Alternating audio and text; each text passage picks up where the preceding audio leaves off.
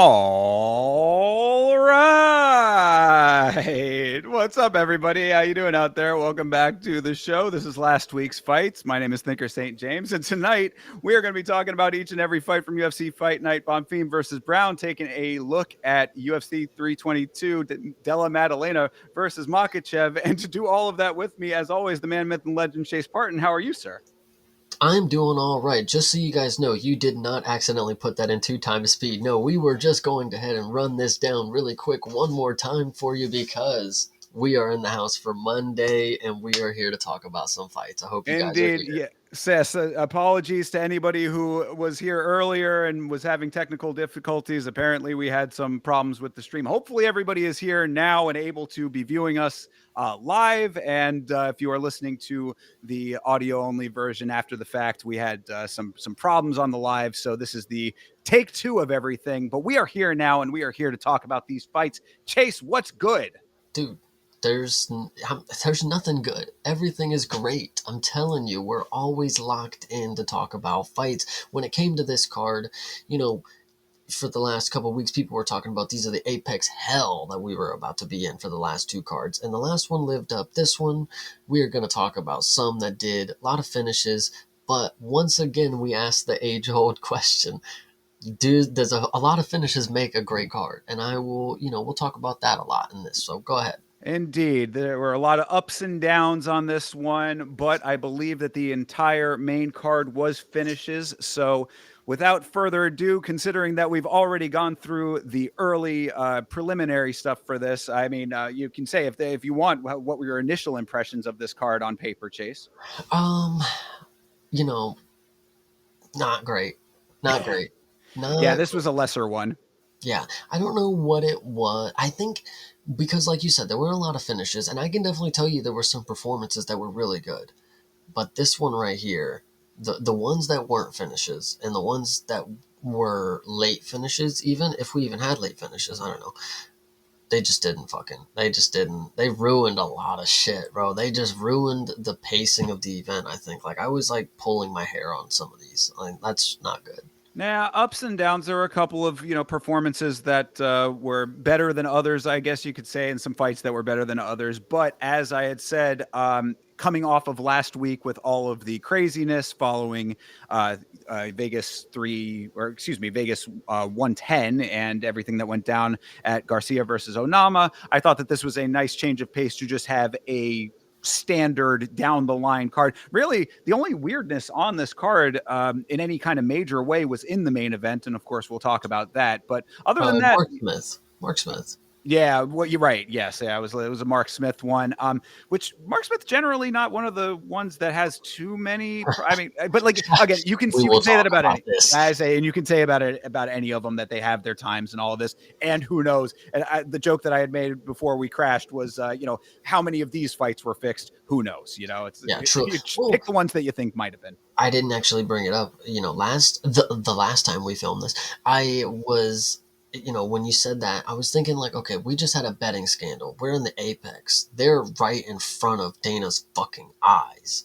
This better be the most purest form of hoops when it comes to UFC that we've ever seen.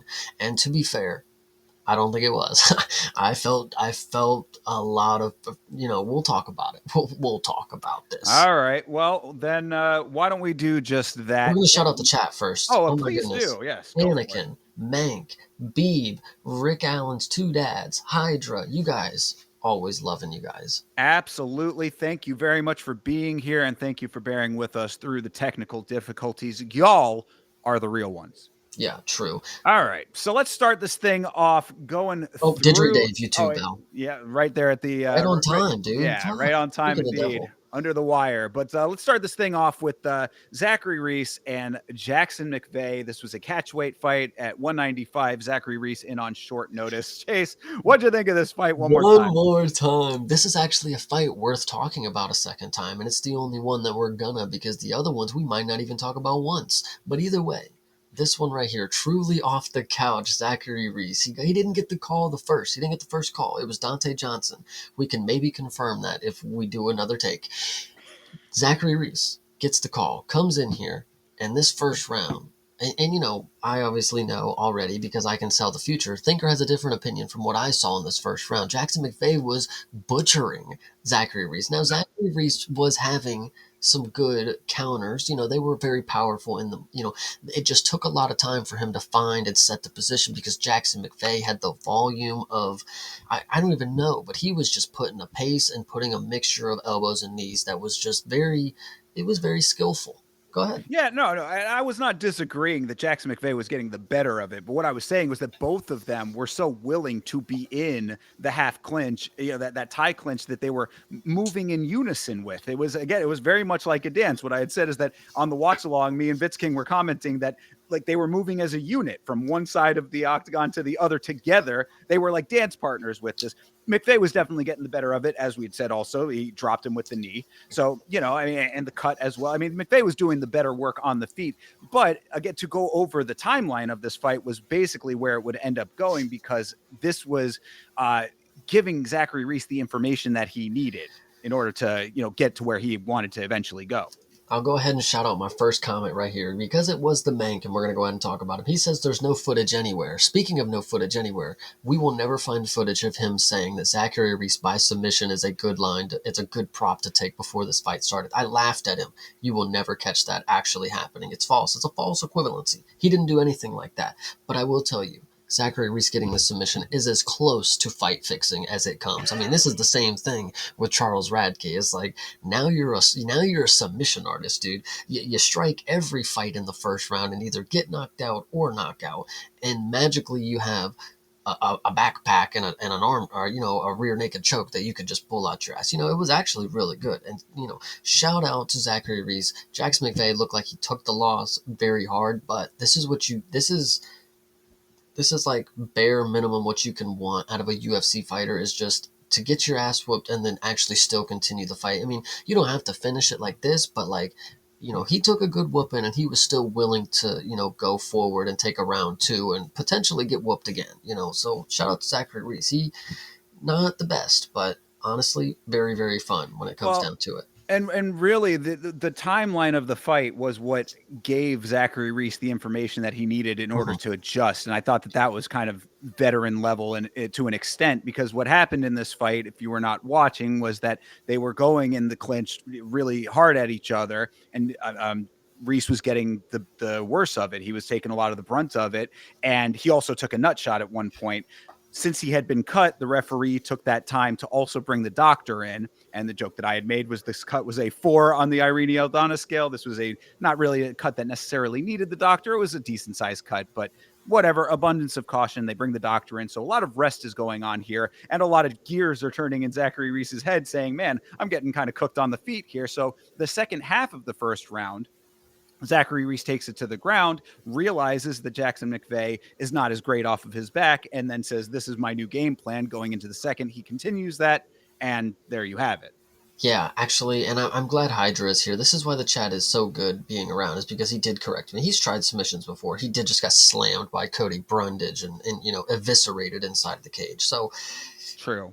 1 for 2, I guess, is what you can call it. Say he's 50% on on his career, and we'll call it a day on that one. This was a good performance from Zachary Reese. I mean, other than some random dude just beating the hell out of you. I mean, this is what fighting's about, though. You got to be able to have a fight where you get your ass whooped, but like you figure it out later. Like that's how there's like, there's a dog there. Not every fight's a walk in the park. When you have somebody, I'm throwing names out there.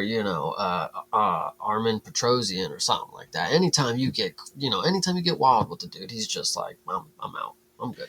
Yeah, and it makes me kind of sad for Jackson McVeigh, because we were saying that coming off of a loss and not having a win in the organization here, wanting to fight for his job, essentially, he really went out there and did that. I mean, that first round, he was putting everything he had into it, kind of got figured out by a more veteran fighter, and now takes another loss. So it's unfortunate there. And as I had mentioned as well, that, he had a really nice move where after the first takedown in the second round, it was kind of a crafty move to get back to his feet, but then he still got taken down thereafter, so kind of negated that. My point being is that I do think that there are good qualities to McVeigh. I think that he's a tough guy. This was the longest fight of his career. He had never seen a second round before this fight, so I think that there are the building blocks of a decent fighter in there, but he might not be able to see that considering that he's not fared so well in the big leagues.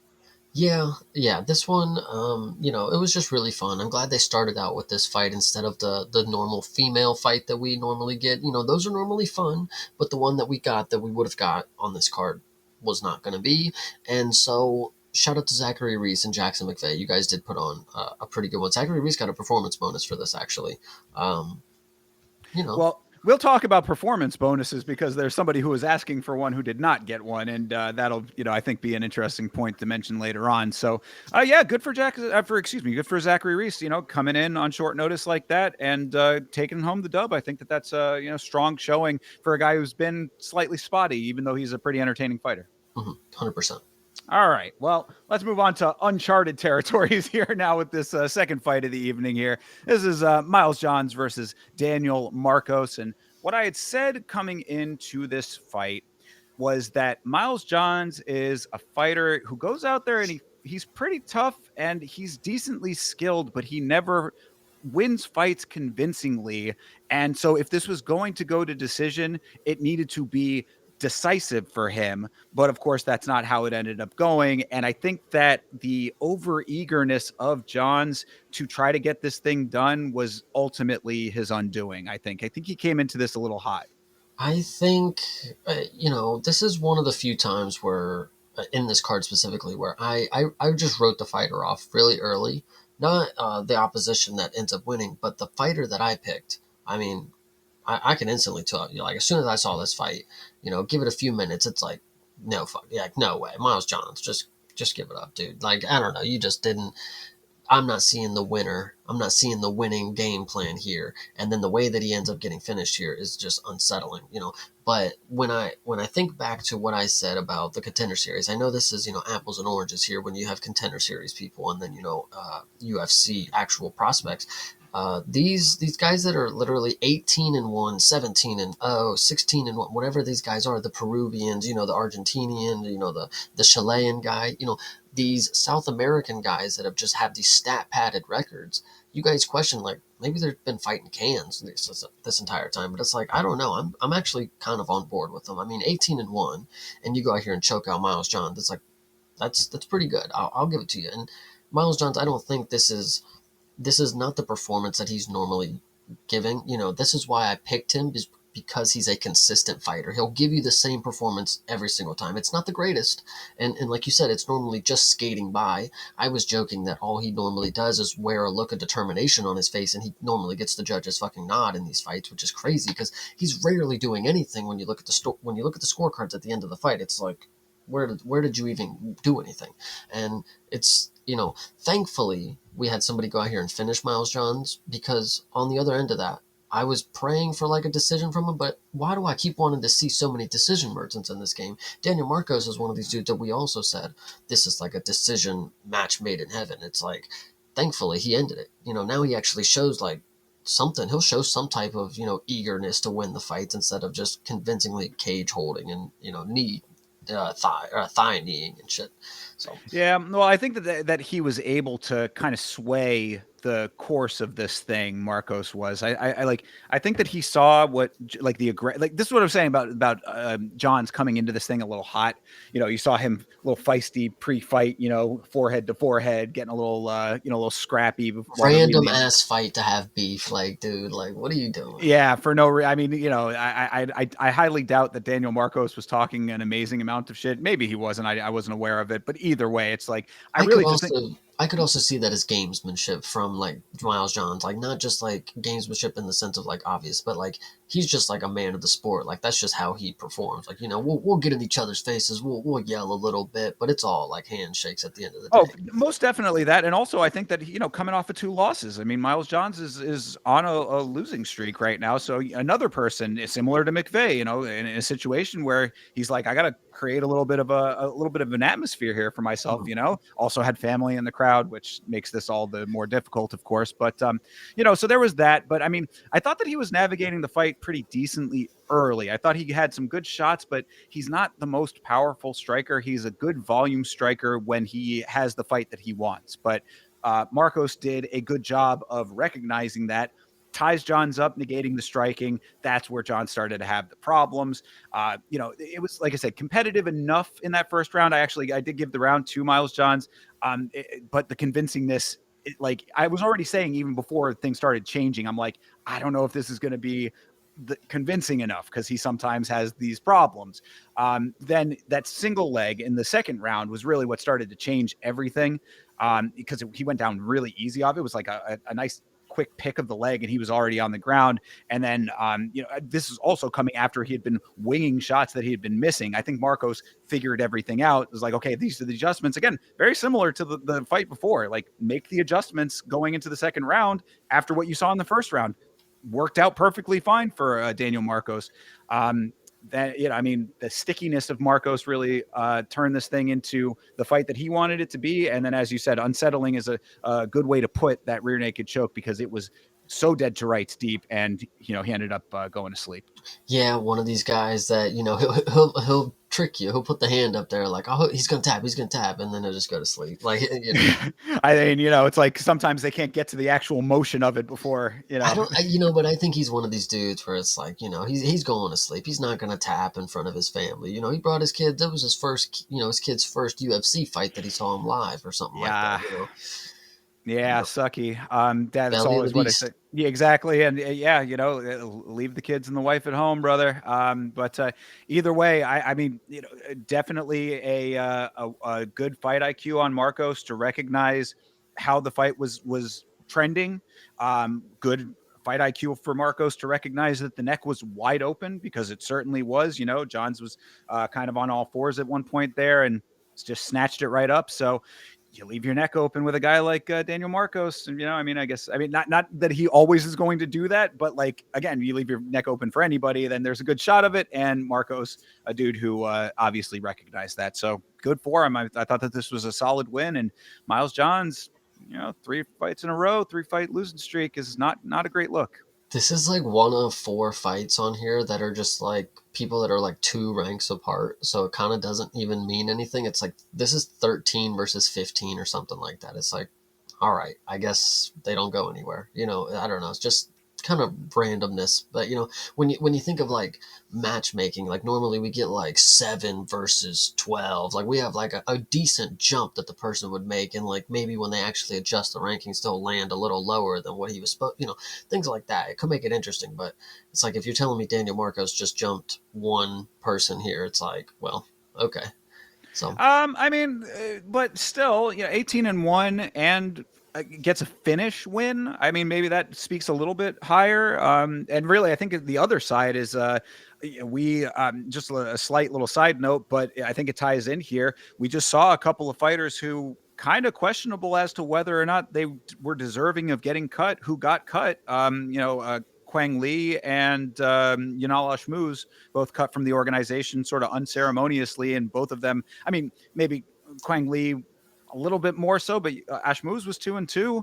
So, I mean, there could be a number of different reasons for it. But my point is that it just might be that time of year that people are starting to get shaved off. So I would think that Miles Johns might be a little concerned, perhaps. hmm yeah, definitely. He has not been the most exciting, obviously not the biggest star in the UFC, and now getting finished by somebody who's not known for finishing. It's like, what if we get finishers now against you? Because normally we just throw you against people that are just average run of the mill kind of guys, like Dan Argueta. It's like not really top competition there. So this one, chalk it up to Miles Johns just being on his way out. Daniel Marcos is still, I gotta see you against. I know Miles Johns, again, proven, consistent fighter, but Daniel Marcos, I got to see you against like a really good striker now, I think. Somebody who's going to defend the takedowns and give you more than 33 strikes on the feet. So Yeah, well, I mean, at bantamweight, there's plenty of options, of course. Like these lower weight classes have a lot of variety as to the type of game plans of the fighters. So the higher up he moves, the more opportunities there's going to be for a bunch of different styles that could give him way more problems than that. And he's out here claiming, "Oh, my last fight wasn't me. I'm a better fighter. This is the fighter that I am more." In reality, it's like, okay, well, then you need to show that going forward as consistently as you can. And now he will have the opportunity to do just that. 100%. So, all right. Well, that one is that one. Let's move on to the next one here and start off our little spat of, of less than stellar performances. This is Tisha Pennington versus Denise Gomes. My note from last week was that I thought that Pennington was going to be faster, and if she used her volume, she could get the better of Gomes, who's going to be slower and heavier striking. I think in general terms, I was correct. However, the volume part was really the problem because the speed looked there early in the fight. It tapered off very quickly into this fight, unfortunately for Pennington, and her volume did not match the speed. Gomes is just slow. She is a slow striker. She's a slow kicker. You basically know, like when she's setting up her shots, the shots that are coming. She's kind of telegraphs almost a lot of what she does, like more often than not. So like you have to have speed in order to counteract that, but the volume has to come with it. I think Pennington really kind of fumbled the bag on this one. This one, this we talk about this sometimes. Fights that are just one long round. Yeah. This fight right here, golly, this one was really hard. Like being this early on after, obviously we were still riding the hype of the first fight. The second fight was good. First fight, we're like, we're still thinking back on that right now. And then we get this one, and it's just two people who, they're not cut. Nobody's cutting off the cage. Like the way they're just like shifting the position in the cage, but they're not actually advancing the position on each other. Like they're just moving throughout the cage, throwing strikes, and honestly, it just wasn't doing it for me. I mean, you guys know when you watch a fight and you know what's exciting about it, and there's at least like a give and take on both ends.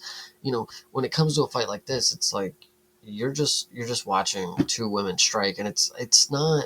I hate when people use. I mean, I guess I don't necessarily hate the sparring session kind of comparison to some fights, but when it comes to a fight like this, it's like they are kind of just like training with each other. You've said it before, a handshake agreement kind of deal. Yes. Yeah, most So definitely. Yeah, yeah, no, this one was hard. I would think that is pretty accurate. But I want to give Gomes a little more credit than that because I think that she was doing her like the best version of herself. But I've never been super sold on her in general. I like again these things that I'm saying. Like another big note was that she's not very accurate either. It's like if you're going to be setting up these heavy shots, you have to have the accuracy there as well. And it's just like you're tiring yourself out for nothing if you don't have that. So like with the slowness, the lack of accuracy, like these are her qualities, and like she is putting out the best effort that she can. But at the same time, it's like the handshake agreement becomes what Pennington was not doing, which was not counteracting those things well enough. I was saying that like at one point she threw an uppercut. I was like, you should be throwing 3 times more of those because she got like that one good one lands and then Gomes dips her head. She doesn't capitalize on things like that. It's just like a consistent, like if you go point by point of it, a consistent like missed opportunity throughout the entirety of it, and Gomes just doing an okay job, which that in and of itself is the handshake right there. Yeah, this one, God, I see the chat is caring a lot more about this performance than I ever did, and it's hilarious because this is unfortunately some of the top performers in strawweight currently. And individually they've put on good performances, but and this happens with male fighters, of course, sometimes too, where you just kind of get a stalemate when it comes to the fight. Even like CT ESPN is saying, unfortunately, there just didn't feel like there was any danger. It's like they didn't really feel like they were putting it on the line. I don't know. And it, that's just what it was. And when that happens, or when I get that vibe, because you can get that feel, like it's not like 3 minutes in they're finally it's a rare case that they finally start fighting back, kind of deal, in a sense that they can actually get a finish. But like in this fight, you kind of clock out early. You're just kind of watching it, and you're just like, they're fighting. They're doing it. They're still doing it. You could look away for 30 seconds. You come back. They're still doing it. As people are talking about, you can go get a meal. You can go do anything, piss break, whatever people want to talk about. You come back.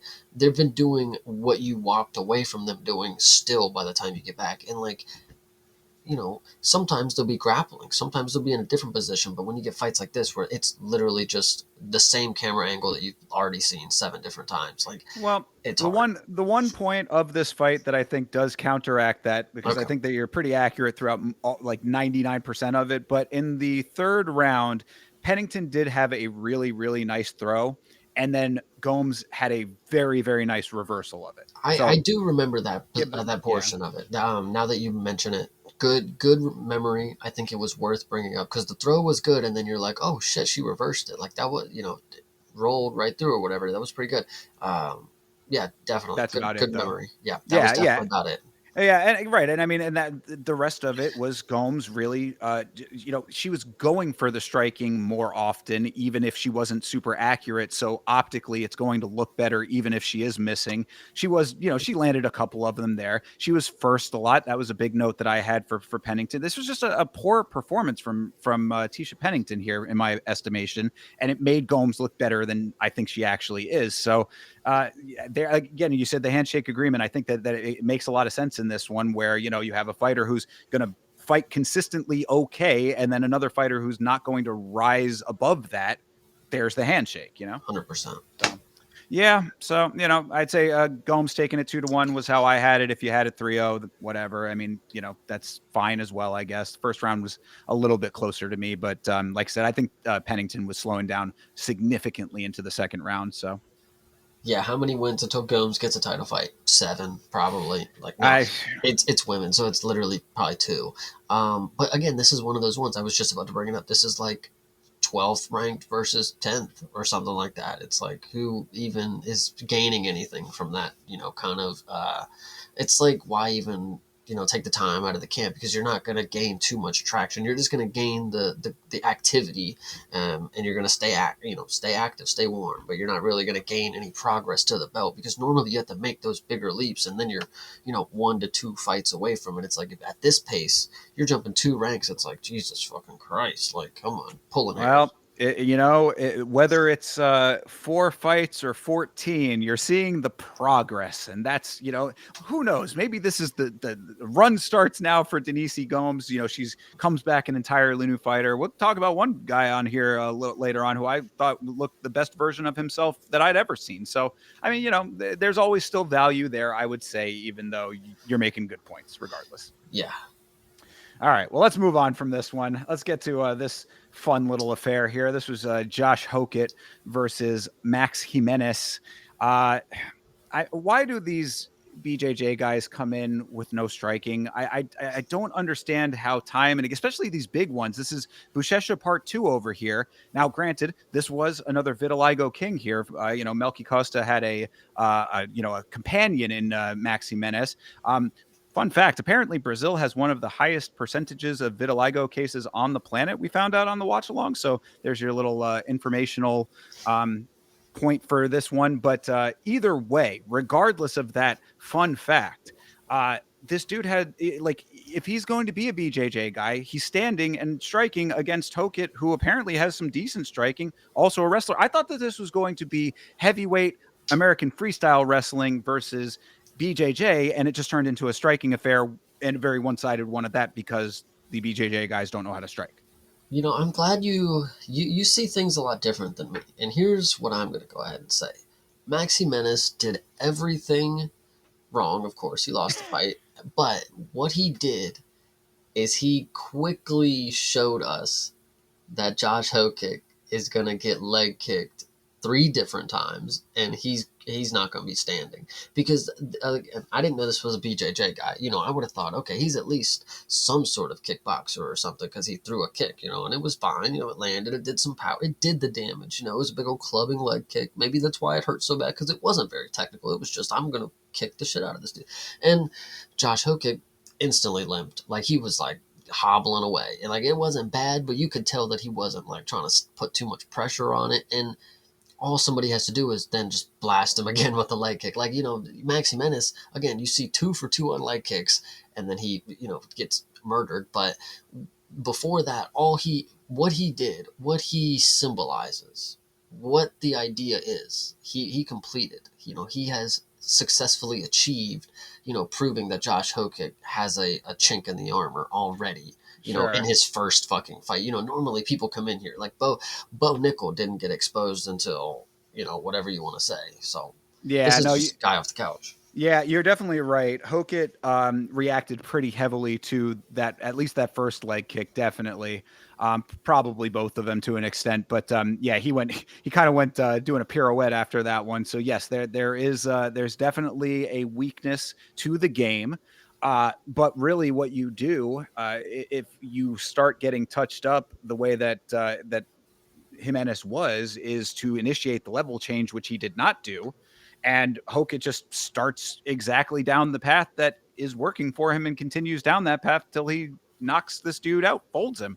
So, I mean, really, this is because yeah, if you are not aware, Jimenez is like one of these highly again, Buchecha Part 2 is actually really accurate. This dude is like, a champion BJJ guy with a lot of, competitive BJJ wins and all this kind of stuff.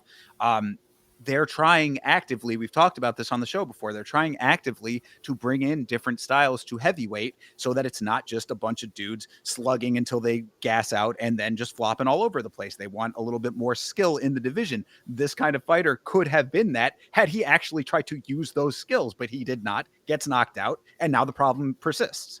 Yeah, we want to talk about problems persisting, and we'll talk about it later with Mark Smith. But this was another Mark Smith fight where he literally Max Jimenez, obviously was getting rocked, got knocked unconscious. It's one of those ones where he's like falling against the cage and like he can't really go anywhere else. And then he gets hit more times, and it's like, Mark Smith, what are you looking at? Like, as a fan, I'm like, all right, stop it, stop the fight. Oh my goodness! Like you had to give him the extra moments to let Josh Hokic have like a good highlight reel. Like it wasn't like Mark Smith stopped the fucking fight of Chris Curtis with 1 second left, and now he wants to fucking see murder in the cage. I don't know, just crazy to me that this is one of 2 on the night that he did not do anything with a lifeless person on the fucking canvas or whatever. So Yeah, well, I mean, I guess that perhaps he looked back at himself. He did a little bit of introspection after this one, and that's how we ended up with the main event being the way that it was. Maybe, but I didn't really think that was it he the was main event too? Mark Smith. Yeah, that was the whole. Oh, we have another one to talk about. That's 3 on the night. Then we'll talk about it. Continue, Well, I don't remember this one being dude. This that one was bad pretty. though. I mean, I know that he definitely he folded. I mean, you saw the leg go limp underneath his body. So yeah, I mean that certainly wasn't a good visual there. But because how this whole thing started was that that Hokit initiated it on one side of the cage. Jimenez goes to the other side of the cage, and Hokit just follows him, striking all the way, basically. Just following him over there, striking again on the other side. So it was, yeah. I mean, maybe steps in a little bit earlier, perhaps, but it didn't seem that bad. But it is heavyweights, so obviously, when the knockout is initiated, it can be much worse. Either way, though, I mean, you say that Hokit needed to get a highlight reel knockout. I mean, he makes highlights every time that he is on the microphone, bro. What did you think of this epic post-fight speech of his? See, I'm not even that when people talk about casuals, right? There's people out there who would be like, wow, he just did a really cool post fight speech. There's also people who would know that is Chael Sonnen's, speech or whatever. I, however, am the casual who would grew up just watching Chael Sonnen trash talking clips. So I know what this is. Like, as soon as he started talking, I'm like, holy shit, he's worse than we thought. Like he don't have no charisma when it comes to this shit. Like you don't just sometimes you buy it from people, and it's I just don't buy that this is truly him. Like I don't know. Like he's putting on the Colby performance. Like it truly feels like Colby at heavyweight.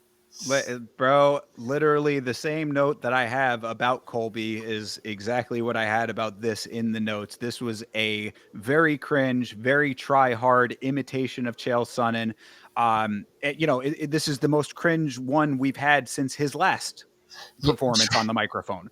Uh, but bro, I mean, what my thing is exactly like what you're saying. You know, some people you believe it, some people you don't, whatever. And even if you don't believe it, you still can go with it with some people. This guy definitely not. And my thing is like, just like Colby, this guy looks at himself in the mirror, practices this lame ass nursery rhyme bullshit, and then thinks it goes hard when he does it in the cage. It's like, bro, we see through the bullshit. We see through the bullshit, brother. You're not doing it. It all like, I understand that these people like him, like Colby, they think that they need to do this in order to become a thing, to become something to talk about. Obviously, we're talking about it right now, so maybe it's working to a lesser extent. What I'm here to tell you is that we will talk. We're talking about every one of these fights. We will talk about you because of your knockout. You don't. Colby had a reason.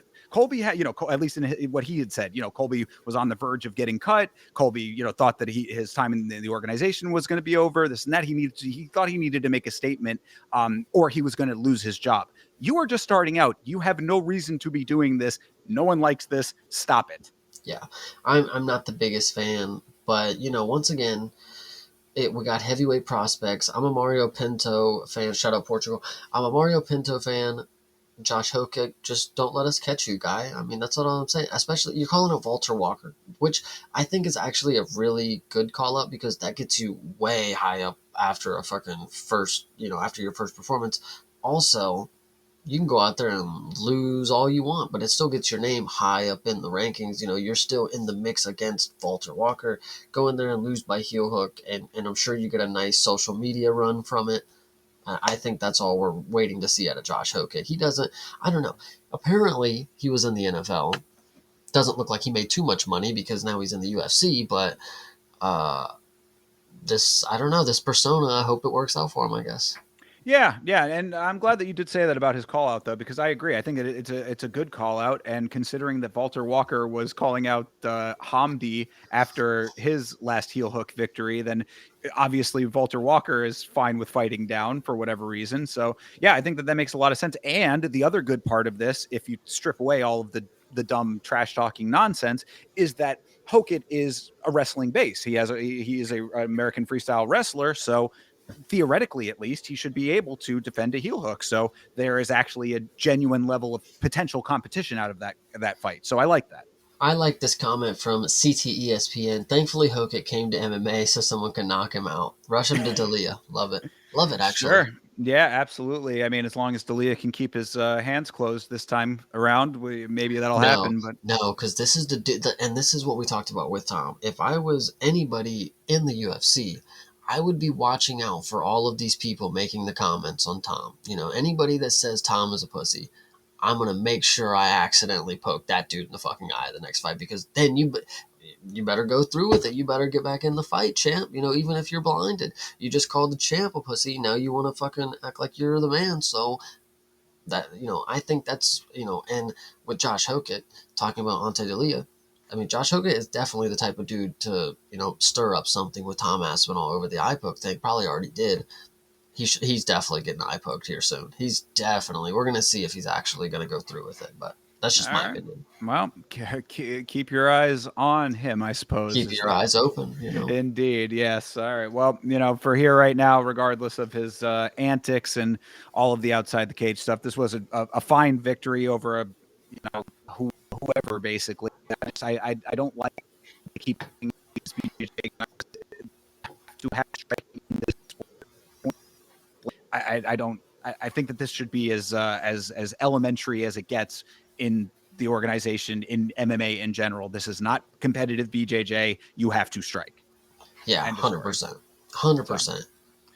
All right, let's move on here. Oh, please, do we have to? I know. Yes, we can get through this one very quickly. This is Mayra Bueno Silva versus Jacqueline Cavalcante. This fight was atrocious up until the last half of the third round. It actually got a little bit competitive at the very, very end of this thing. MBS. You already checked out by that point, I mean but like MBS, her style is so bad for the viewing experience when when she's not able to grab a hold of her opponent. And Cavalcante is a very good rangy fighter. I mean, if you look at her legs in this fight, you would think they go on for days. This girl is a very tall female, and she uses her range very well when it comes to striking. Okay, shout out Portugal.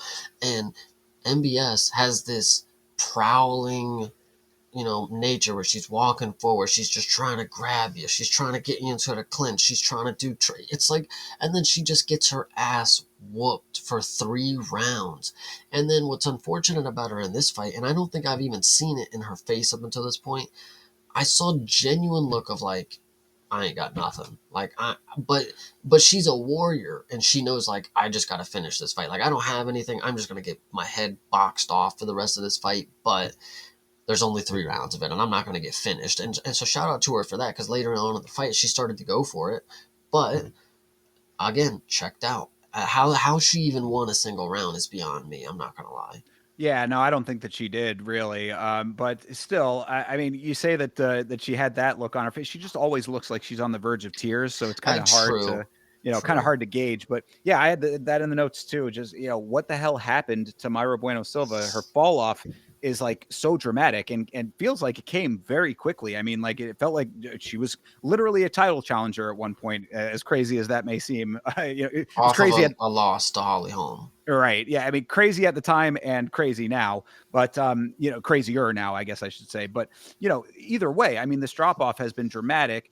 Cavalcante barely had to do anything in this fight for the first 2 rounds, most definitely. She had like 3 strikes up top in the first, clinch control in the second with a couple of knees. This was a very easy sparring session for Cavalcante, who I've never been too sold on to begin with either. She's very plotting on the outside as well. Like she'll meet you halfway only if she absolutely has to. She does the bare minimum in order to win, and then does, I mean, still, 10-1. I mean, obviously it's been working for her, but that has never sold me because of the style that she has. It just doesn't, it's not enough for me a lot of the times, but fights like this make it all work out for her. So this fight was so boring that the first 2 minutes, the commentary didn't even have anything to say. They were just kind of sitting there silent. Like Crickets are just fucking chirping. And in that apex, when it is silent, it is dead silence. Good Lord. Yeah. You can do a pin drop.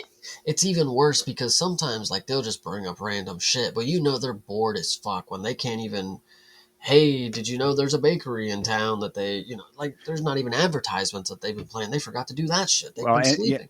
And to be fair, this was not the best crew for bringing up random stuff, because this was like Dom Cruz and Fitzgerald, and I think Felder was the third, maybe. But this was not those guys are like kind of the more no nonsense sort of dudes, essentially.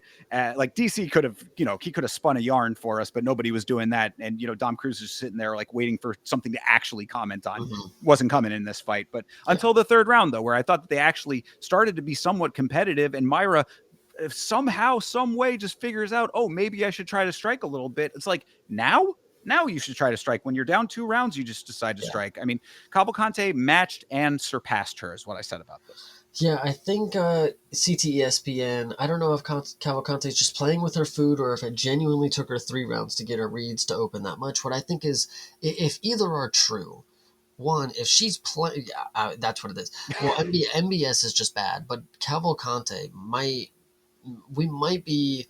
I mean, look, this is an opponent who doesn't genuinely block her face. She doesn't. All she does is walk forward and just eat punches. She's kind of like that Brian Ortega effect. Like all she does is just threaten jujitsu, and you can just strike with her, and she doesn't do anything to combat it. And I think that's just what's crazy about Cavalcante is if she's playing with her food for 2 rounds, if that's what playing with her food looks like, well, genuinely, she's not that good. Or if it took her 3 rounds and the reads opened up, mate, 3 fucking rounds and the best you got was that 3rd round and you still ain't put nothing to get, like, I don't know. Like, she's good. She's fine, but, like, I don't know. You should, but if you were somebody really good, like, somebody's got to be able to finish MBS at this point. Like, she's just a walking target. She doesn't do much. Right. Well, see, that's the problem, though, is that Cavalcante is not good. Is what I'm trying to say here. That's when I put up Hydra's comment. That's why I thought I was talking about. This was bad versus worse right here, in my opinion. I've never, like, Cavalcante is okay. I'm being a little bit hyperbolic. She's just okay, in my opinion. And like, there is going to be women higher up that are going to bring a fight to her, and she's going to get overwhelmed. I can already see this happening. In fact, there was a fight, I swear there's a fight that she had in the past that we talked about on the show that I thought that she was on the right side of a robbery on that one.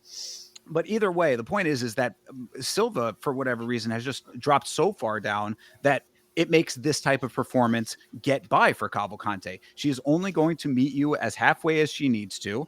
And that's just what's going to be. So, like, Bueno Silva deciding late in the fight to start striking, Cavalcante is like, oh, okay, I can just do a little bit better than I was doing before, considering I wasn't having to do anything before. Like, this was just like an easy spar for Cavalcante and Amira Bueno Silva, who I don't know where her skill went, if she ever really had it. I honestly, I feel bad because CTESPN once again coming in with the great comments. Speaking of Kayla subs them in either round, round in 2 rounds either way.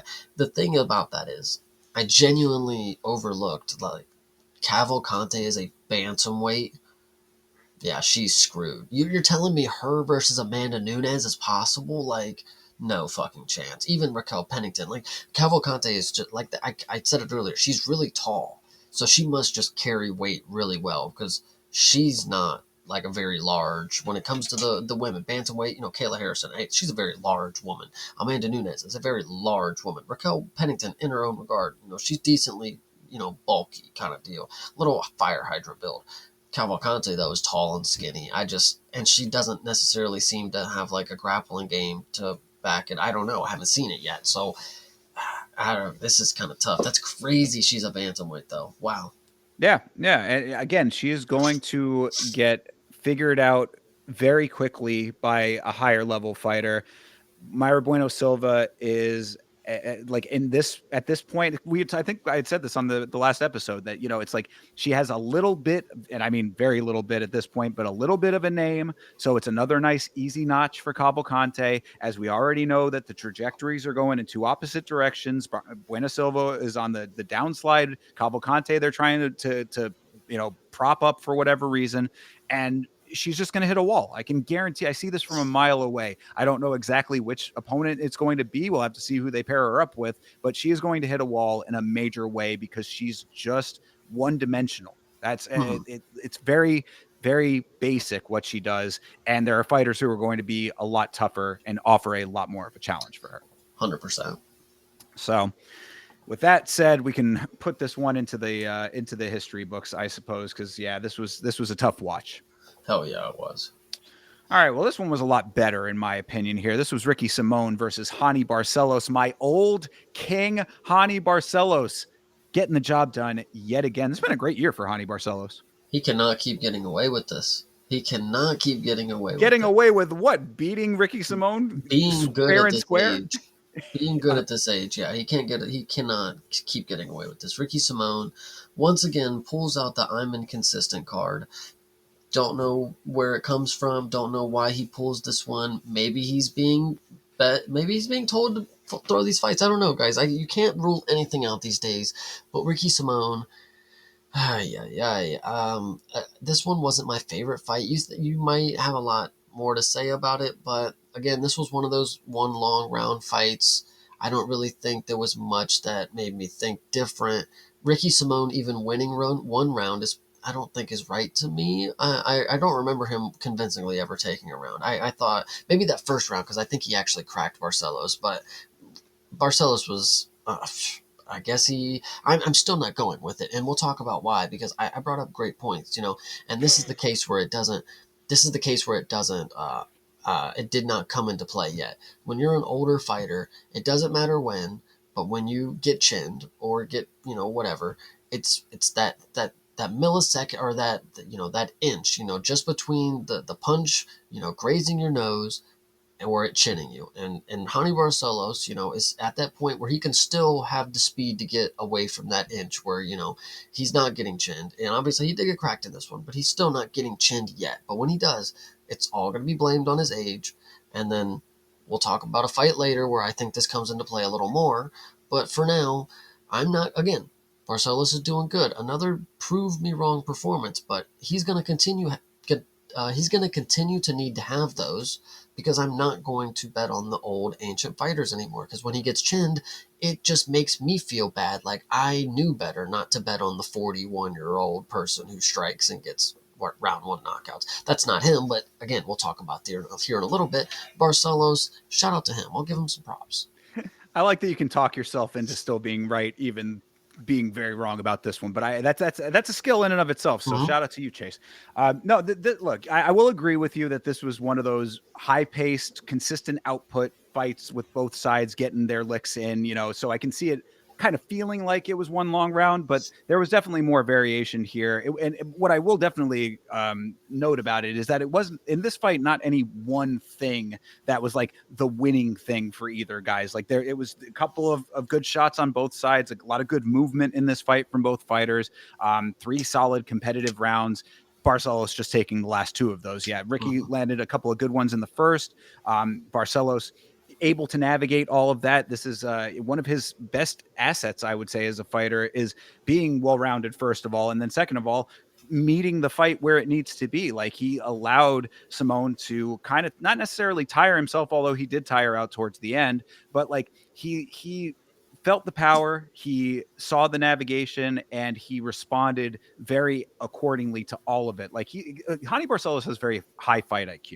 And Mm-hmm. I think that that's something that, like, I don't want to necessarily just attribute that to his age, but I do think that maybe there's a little part of that. And then also just being a very skilled fighter, which I think those two together, what I would say is that I think it's a shame that he's at the age that he's at, because if this guy was 10 years younger, he would be a real name right now. I mean, like, he's just now, for whatever reason, I guess maybe it's the competition and, just the being around as long as he has been, he's starting to rack up a couple more wins and people are starting to recognize, especially after the Peyton Talbot win. But like, he's got a lot of really good attributes, great cardio on both sides, but like the cardio on his side outlasted a little bit longer. And with the pace that he kept, I mean, it was just the consistency of the output and the navigation. I think that he did a really, really good job against a dangerous competitor in Simone. But like you had said earlier, he plays the inconsistent card, and that's where we got with this one, unfortunately. Well, and I think that's where a lot of these people on this card fall into is they magically are just inconsistent. And I think that's where a lot of people end up in the Apex is because they don't put on that guaranteed banger, or, even guaranteed decisions, that can land you on a pay-per-view spot. Look at Oban Elliott, for the longest time, he'd get a pay-per-view spot because he represented a region. All he knew it do is make a long fight and make it not at least the most boring. When it comes to people like, Ricky Simone, you'll have a performance where you go out there and you knock out somebody, and then you'll come out here and you lose over 3 rounds to Hani Barcelos.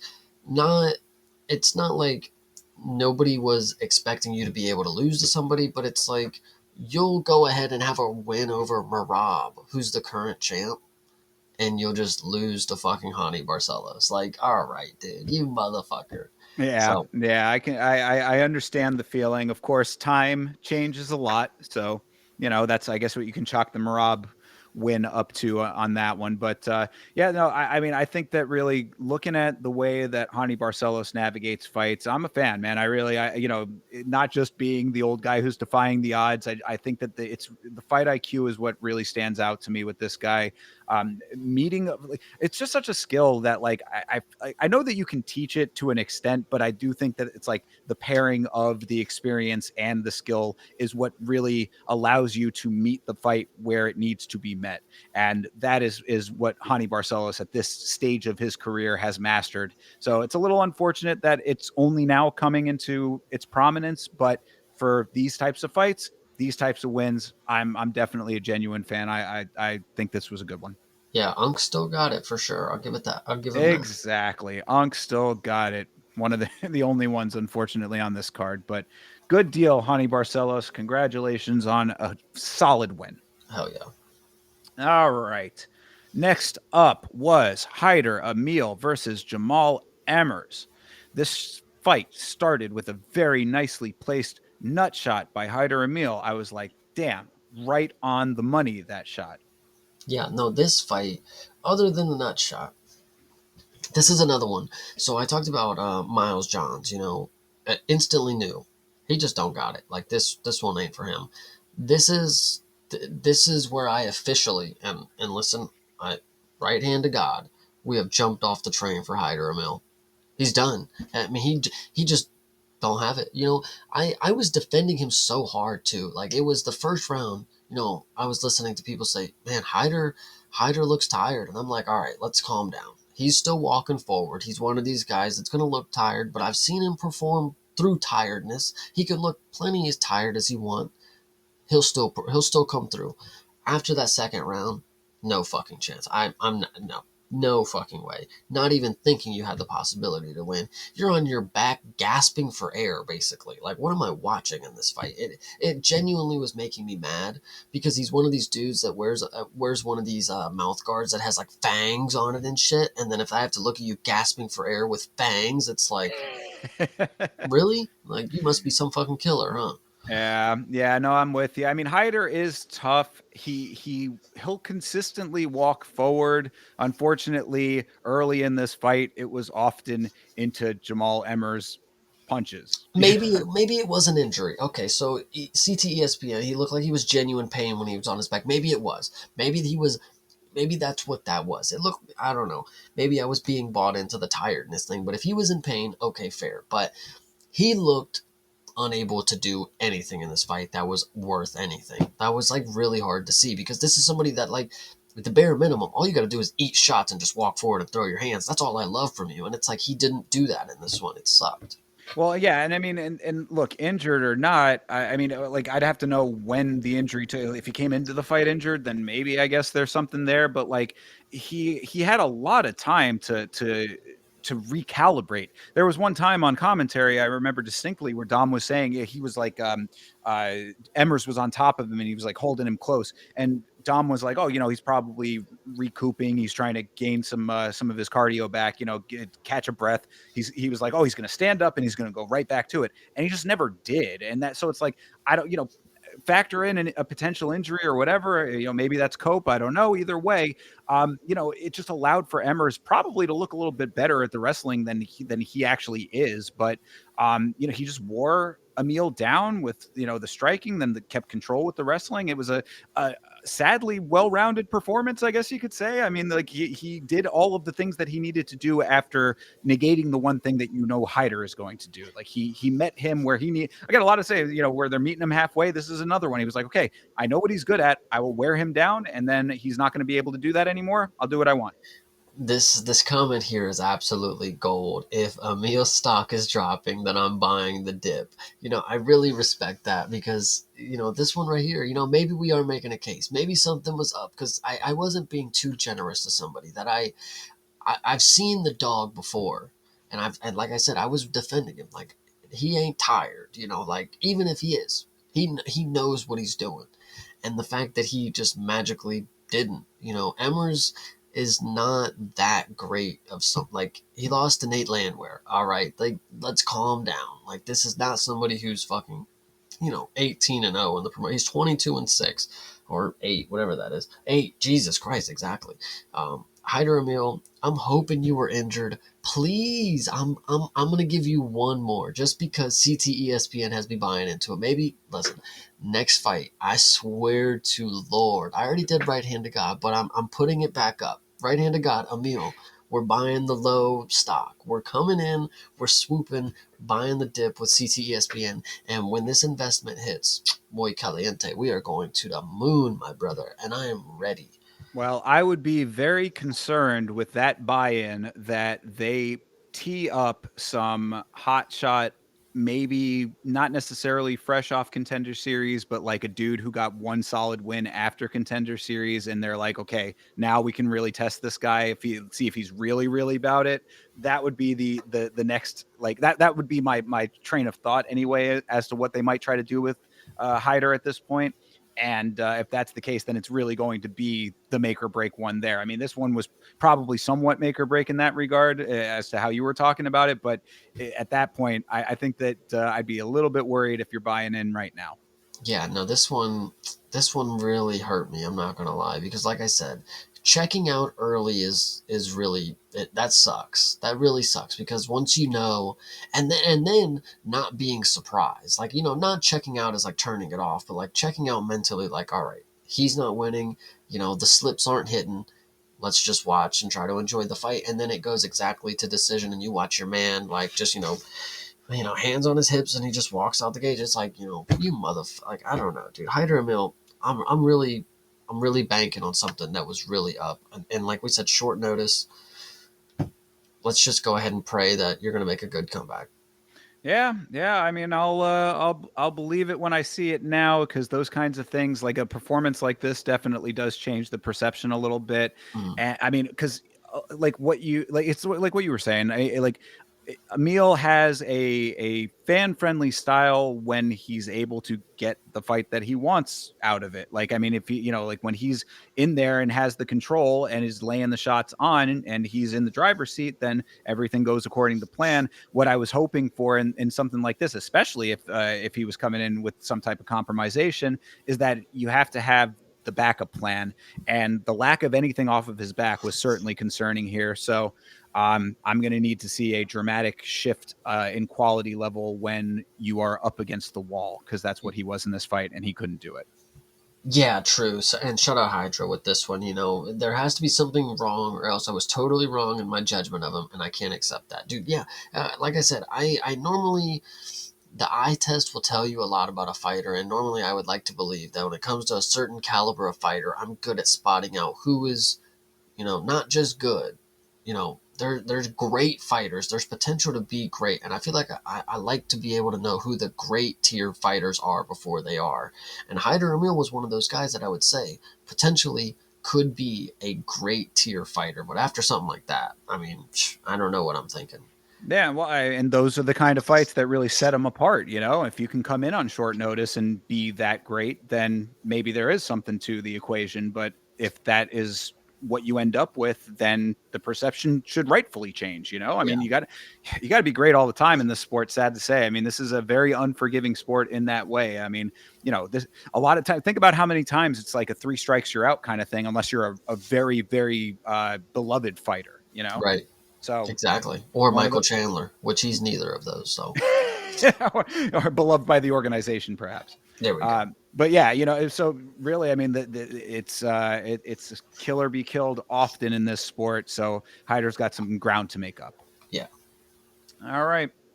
Let's keep the train moving on to the main card here. Christian Leroy Duncan versus Marco Tulio. Immediately after this fight, I posted in the Discord just saying, I know, I was very much wrong in picking Marco Tulio, but in my defense, this possibly is the best that we have ever seen Christian Leroy Duncan in this organization. Actually striking first. He was first to the striking, which is a rarity for him. Like, he actually brought the fight to Tulio, plus all the creativity that he has. This might be the evolved version of Leroy Duncan that we've been looking for. What I think is, I hate to burst your bubble. This is unfortunately the version of Christian Leroy Duncan. Like he is another person who pulls out the inconsistency card. This is Leroy Duncan in the apex. You know how I know? Because the first fight that I ever saw Christian Leroy Duncan, I used to make shorts about this dude and his fight against Daniel or Darren Taluluan, something like that. He literally did exactly just like this, and it was like 10 times more brutal. And I remember thinking, like, holy shit, this dude's next up. Like, this is the next level guy. 3 fights later, here we are. We see a performance like this, and this is what Christian Leroy Duncan can do when the spotlight's not on him. We just saw him in England against Andrei Puliev, and he did none of this. He comes in here against somebody who he doesn't feel as threatening as a striker, apparently, and he goes all for it. RoboCop, you know, shout out to Christian Leroy Duncan. I'll say this: the main thing about this was, at worst, it's going to decision because Christian Leroy Duncan is not going to get finished. But at best, Christian Leroy Duncan has the potential to finish Marco Tulio. He's been finished before, and it didn't go exactly like I was thinking. But like you were saying, Christian Leroy Duncan came out here with this level of confidence, and he was able to put the pace on Tulio that was unforgiving, and it was definitely a nasty performance. And you said you didn't remember another Mark Smith fumble. Did you not see the extra shot on this one? Well, I mean, come on, though. He was going for it. It's not what Mark Smith's supposed to jump in front No, of the. He's not going to jump in bro, front of the shot. I mean, like, he's not going mm, to take the shot himself. He would have bro, had to. no. He would have had to have literally put his body in front of him to get that shot He from no, he landing. had plenty of time to step in. Nah. No, no, no, no. Leroy Duncan wasn't throwing the punch. Like the dude fell over and his hands are folded in between his legs, his head's on the mat, and then Leroy comes to throw it. It's like Mark Smith.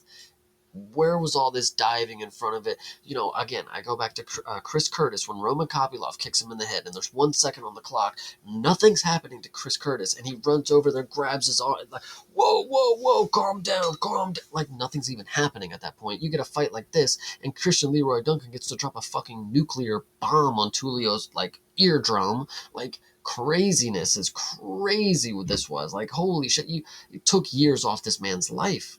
Like, It wasn't, yeah. I mean, it definitely was, the good measure shot for sure. I mean, look, if it was, then it was, and I mean, I thought that it was one of those ones that was it just honestly, I think it really was just the pace that Leroy Duncan was putting on this dude that it was just yeah. like he was going so fast that the pace that he was keeping throughout the entirety of this fight was ferocious, and Tulio could not keep up. That was, just the general note of the fight. So one more at the very end. I think it was just because he was in such go mode, but either way, fair enough. If it was one that should have been not happening, that the ref should have stepped in on or whatever. But Yeah. really, I mean, like the thing that was interesting to me, what you were saying, thinking that Christian Leroy Duncan was coming in with that level of confidence against Marco Tulio, a dude who, to think that he could be that dominant against a guy who had been really decimating people for a little minute there. He was on quite a run for a second there. Like the attack patterns of Tulio is what I liked about him the most. I was like, this guy mixes it up nicely, has a good arsenal in his at his disposal that he was using really effectively. And for Christian Leroy Duncan to just not pay any kind of credence to that, go through like he was any other schmo. I was like, okay, I mean, this is a different type of beast here. So I mean, can he do that consistently? I guess that's the issue, right? Like you were saying. Leroy Duncan is one of these guys who, if he feels a physical, imposingness over his opponent, he can just walk through him and knife like butter, But when he feels like somebody actually is, mogging him, RoboCop, of course, he just doesn't have that level of aggression. It's just unfortunate because we gave him the opportunity in England in the O2, and he didn't do fucking shit against that Puliev dude. So, it is what it Yeah. is. Apex you come. Well, and I did want to, at least acknowledge that I thought Tulio was trying to do the right thing at certain points here because he was trying to slow the pace of this thing down. He was trying to clinch up CLD to, again, the guy came out so aggressively and so like navigating so effectively that, he was a lot of times when he was clinching up, I think he was just trying to keep him in one place for a little while, which theoretically was the right thing to do. But CLD just not having any of it. He just pushed Yeah, past all of that. So, I mean, I think that the only other thing that he possibly could have tried to do is really, really make it get to the ground, but probably wasn't going to be happening there either. So, really shout out to Christian Leroy Duncan for being the leader of the pack on this one. I mean, getting it done creatively as well. Another nice highlight reel with the spinning back fist to set it up. And then the combination that actually finished it before the extra shot was, really, really pretty as well. So this was just a very dominant performance all over with Tulio, who, like I said, I thought he was doing the right things to try to hold the storm back. But sometimes when the dam bursts, you can't do that. 100%. Yeah, this was a good performance from CLD, but Yeah. again, can't really trust it too much because once he leaves the Apex, he ain't doing that shit again. Well, and that's the big issue, right? I mean, because that's really what like when you end up in these kind of back and forth win loss, candy cane record type situations with Christian Leroy Duncan. I mean, like not necessarily full on candy cane, but a couple wins, loss, 2 steps forward, 1 step back. You almost are middling yourself, like just by nature of your record. Like you are creating your own ceiling if you cannot be that great elsewhere. If If you Yeah. can't do it outside of the apex, whether it's the apex or not, or the competition, whatever the reason is, that kind of a record does not advance you in any meaningful way unless the entire rest of the division just somehow drops off and you're the only guy left, which that's not going to happen. So, especially not at middleweight. Well, maybe at middleweight, maybe there's a little potential for it at middleweight, possibly, but I don't think so. Yeah, well, we'll see. But again, great performance. CLD, love to see it finish, but Marco Tulio did not need to take that extra shot, man. All right. Hey, look, I mean, if that was the case, the way in the moment it didn't seem that bad, but I'm seeing what the chat is saying about it. So fair enough then. Once again, I'll bring it up on the stream because I think it is fascinating. Marco Tulio's one of his first professional wins is against a man named Tulios Marco. That's got to be there's got to be something there that can't be legit. Yeah, it can't be legit. I agree with that one. He probably just wrote it in there, and they were just like, "Who's that guy?" And he drew a mustache on his picture or something. You seem to believe that these fighters, when they're early on, that they just like sit back with like a notepad and just like create their own backstories. Why not? I mean, WWE shit. I do the same thing for WWE superstars. Whatever. Oh, there you go, and that's why you're undefeated in all books, Chase. There we go. All right. Well, let's keep this train moving here. Chris Padilla versus Ismail Bonfim, the first of two Bonfims on this card. Of course, this was the lone weight miss of the card, and it was a pretty bad one. Ismail Bonfim coming in 6 pounds overweight here. What'd you think? I think this guy is genuinely way too happy for missing weight, losing a fight, and then quitting the fight. Obviously, we'll talk about that here in a second. I don't know if I'm here to praise Chris Padilla, though. Chris Padilla is good. He does get finishes, and he is always a dog. Why is he always the dog? We got to figure out the reason behind this. What does Vegas know that we don't, or what do we know that Vegas don't? Chris Padilla is, every time I see him fight, he kind of is just there, not doing too much. He'll land strikes. He'll get, he's in the fight, but he's never doing anything up until the fight just like ends.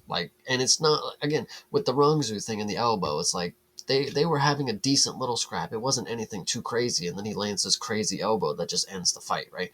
This one right here, nothing too crazy going on, not putting a pace on that would make you think like, oh, Ishmael needs to fucking get up out of there. Like, he's going to finish him. It's just like Ishmael, like the Bonfim, bro, literally just like decided to quit, like after not much was happening to him. It was kind of great. Like, the finish was good, but this was more on Bonfim just being a loser. Like, I don't know. Well, yeah. So I mean, I think that what I'll say about this, say not much happening. I mean, I think that Bonfim was landing some pretty good shots early in this fight, so that's what was happening. I agree with Dom Cruz on this one. Dom was kind of echoing what I said last week, saying that Padilla's like one of Padilla's greatest strengths is his fight IQ. I think that he navigates fights well. So like when you're saying, oh, he's just kind of there until he wins, whether you like it as a strategy or not, I think that in a fight like this, especially with a guy who missed weight by as much as Bonfim did, I think it was the right call here, because we've talked about weight misses in the past, and like there are a couple different ways that manifests itself. One of them is when a fighter has a bad cut, and there might be a health issue or an injury, whatever made it a bad cut. They come in compromised, and they just couldn't make the weight. It was a struggle, and they didn't do it.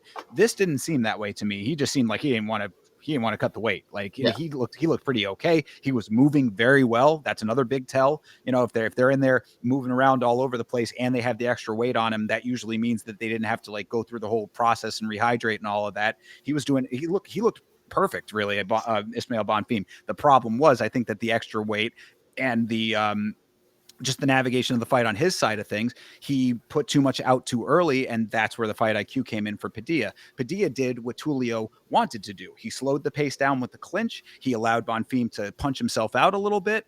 These are the things that I think that Tulio probably could have, if he had been able to withstand the shots, that might have been the same kind of thing, but he was able to withstand the shots, Padilla. So, that's really what ended up happening. I think Bonfim, he put so much out there, especially in the second round when he did finally start hitting the wall, because earlier in that round, the shots were very heavy. He had a couple of really good combos in this fight. Like, I was like, man, power on the hooks, really nice combo work. I'm like, this dude is tagging Padilla up. And then all of a sudden, Padilla just starts taking the lead. Bonfim doesn't have anything left in the tank. He thwarts the takedown and drops him with a knee, and the whole momentum shifts at that point. So that's really, I think, how Padilla ends up winning this fight. And that's also why I think Vegas has him as the dog a lot, is because it's like the savvy navigation of a fight does not necessarily equal up to, man, this guy is a winner, I should put all of my money on him.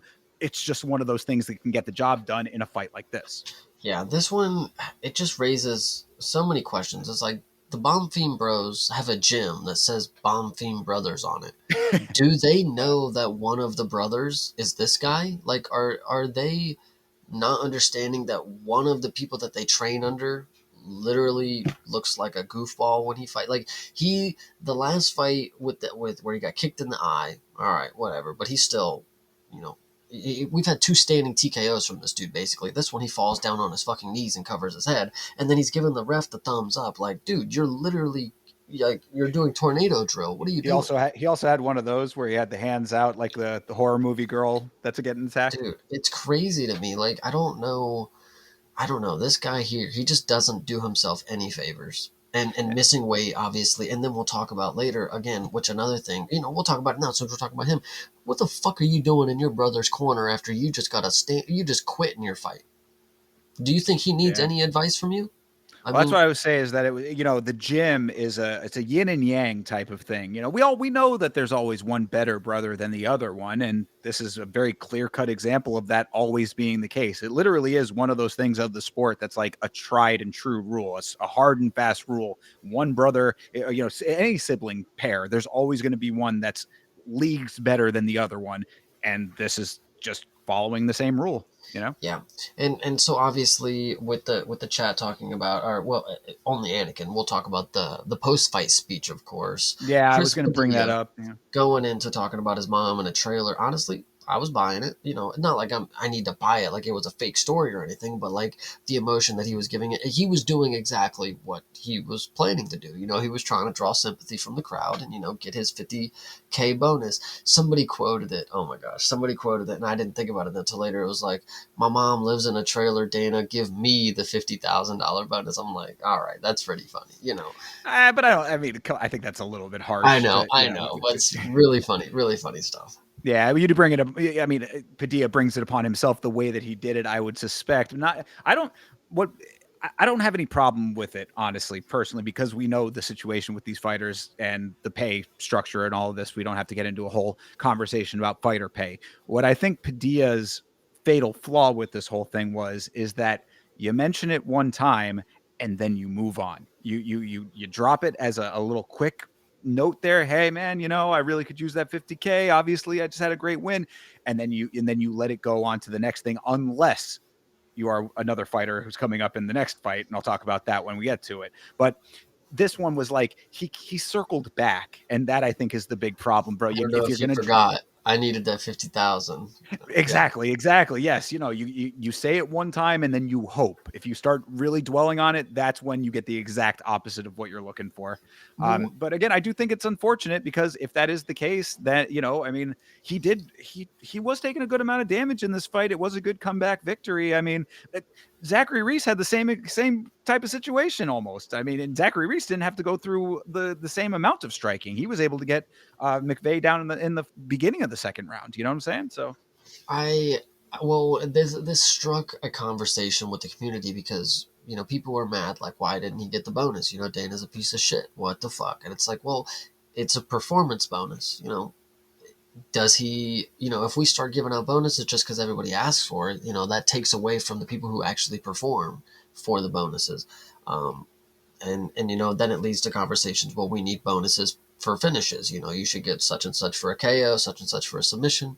But I don't know where I'm at on that. Again, I'm not the one that's going to be able to change it, but the fact that the performance did not get a bonus, if that's all that I'm looking at is the performance and the bonus, do they correlate? No, this was not a performance of or fight of the night. Not either one of the options. It was not applicable. So no, yeah, you make a good point about that. First of all, we used to have that. We used to have submission of the night, knockout of the night a long time ago, and that has not been that way for a while. And I think better off because of exactly what you said. It's a performance bonus. what we just outlined in this fight, what I, went a whole big long speech about with this fight was the fact that he savvy navigation, yes, fight IQ wise, very high. But what did he do? He allowed his opponent to punch himself and gas himself out. That does not equal up to you having the performance that earned the paycheck. You it's not a navigation bonus, it's a performance bonus. So I do see that aspect of it, and I think that would be a good counter argument for anybody who thought that he deserved it.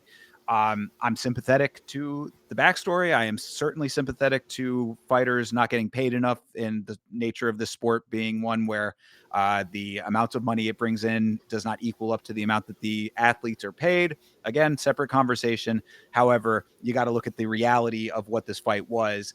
Was it worthy of a performance bonus? I also agree it was not. Yeah. And back once again before we move on to this Bonfim brother, you just gotta call it, brother. Like, I mean, you just literally have to call it, because this is not an inspiring performance. This is the second time where I've seen you put your hands up and tell the ref to stop the fight. Like, and in this one specifically, you started out by doing the oh, and then you fell to the fucking ground, and then you're like, no, no, no, I'm good, I'm good, I'm good, and then you're getting your head pounded in. Like, just no. I'm done seeing it. The Bonfim bros, they got sent to the apex for a reason. Both of them specifically, like, come on, you're telling me the Brazilians don't care about them that much? Not this guy. I don't. When I see things like this, specifically when they own gyms or they're like part of like the bigger gyms, like they're the head honcho there. Do the people there not like question like where they're getting their talent from? Like, I don't know. I guess it's all the same stuff, but it's like, me personally, if I saw my trainer, like, this is my head coach, and I'm like watching him in the thing, and it's like, I'm really there to get like a true, like, I want to be the best. I'm training under these guys, and I'm watching who I'm training under as the best, go out in there and have a performance like this later on. It's like, that's not as inspiring as I was hoping it would be. That's just me being on the outside looking in, of course. Like, obviously it's a brotherhood, you train together and stuff like that, but if you're one of these people, it's like dog eat dog world. It's like, I'm looking to be the best. If I'm a lightweight as well in this world, and I train with the Bonfim bros, maybe I'm not looking at them, but I'm comparing myself to them in the slightest. Like, maybe all I have to do is at least get to the finish line. I don't have to fall over and quit in these fights, and I'm doing better than the people who own the fucking gym. Like, it's just Yeah, my opinion. perhaps it's a those who can't do teach kind of situation. Maybe. Yeah, I hear you. I don't know. Yeah, but I can certainly understand that perspective, though. So I guess you'd have to ask their students. Yeah. But I would. I don't know. It's one of those things. Like, maybe he can get some wins against some lower level guys, but you come in overweight, you're already handicapping yourself as far as any kind of support I would be giving goes, and then to have a person really figure you out, which is that's the biggest takeaway to me on this side. What we're saying about why Padilla did not deserve the bonus is also the reason that he deserved the win, was that he figured out the thing that was going to work and did it. So you got caught. You're caught with your pants down at that point. And again, with the weight miss on top of it, I would not be too upset if he ended up going somewhere else. Yeah, 100%.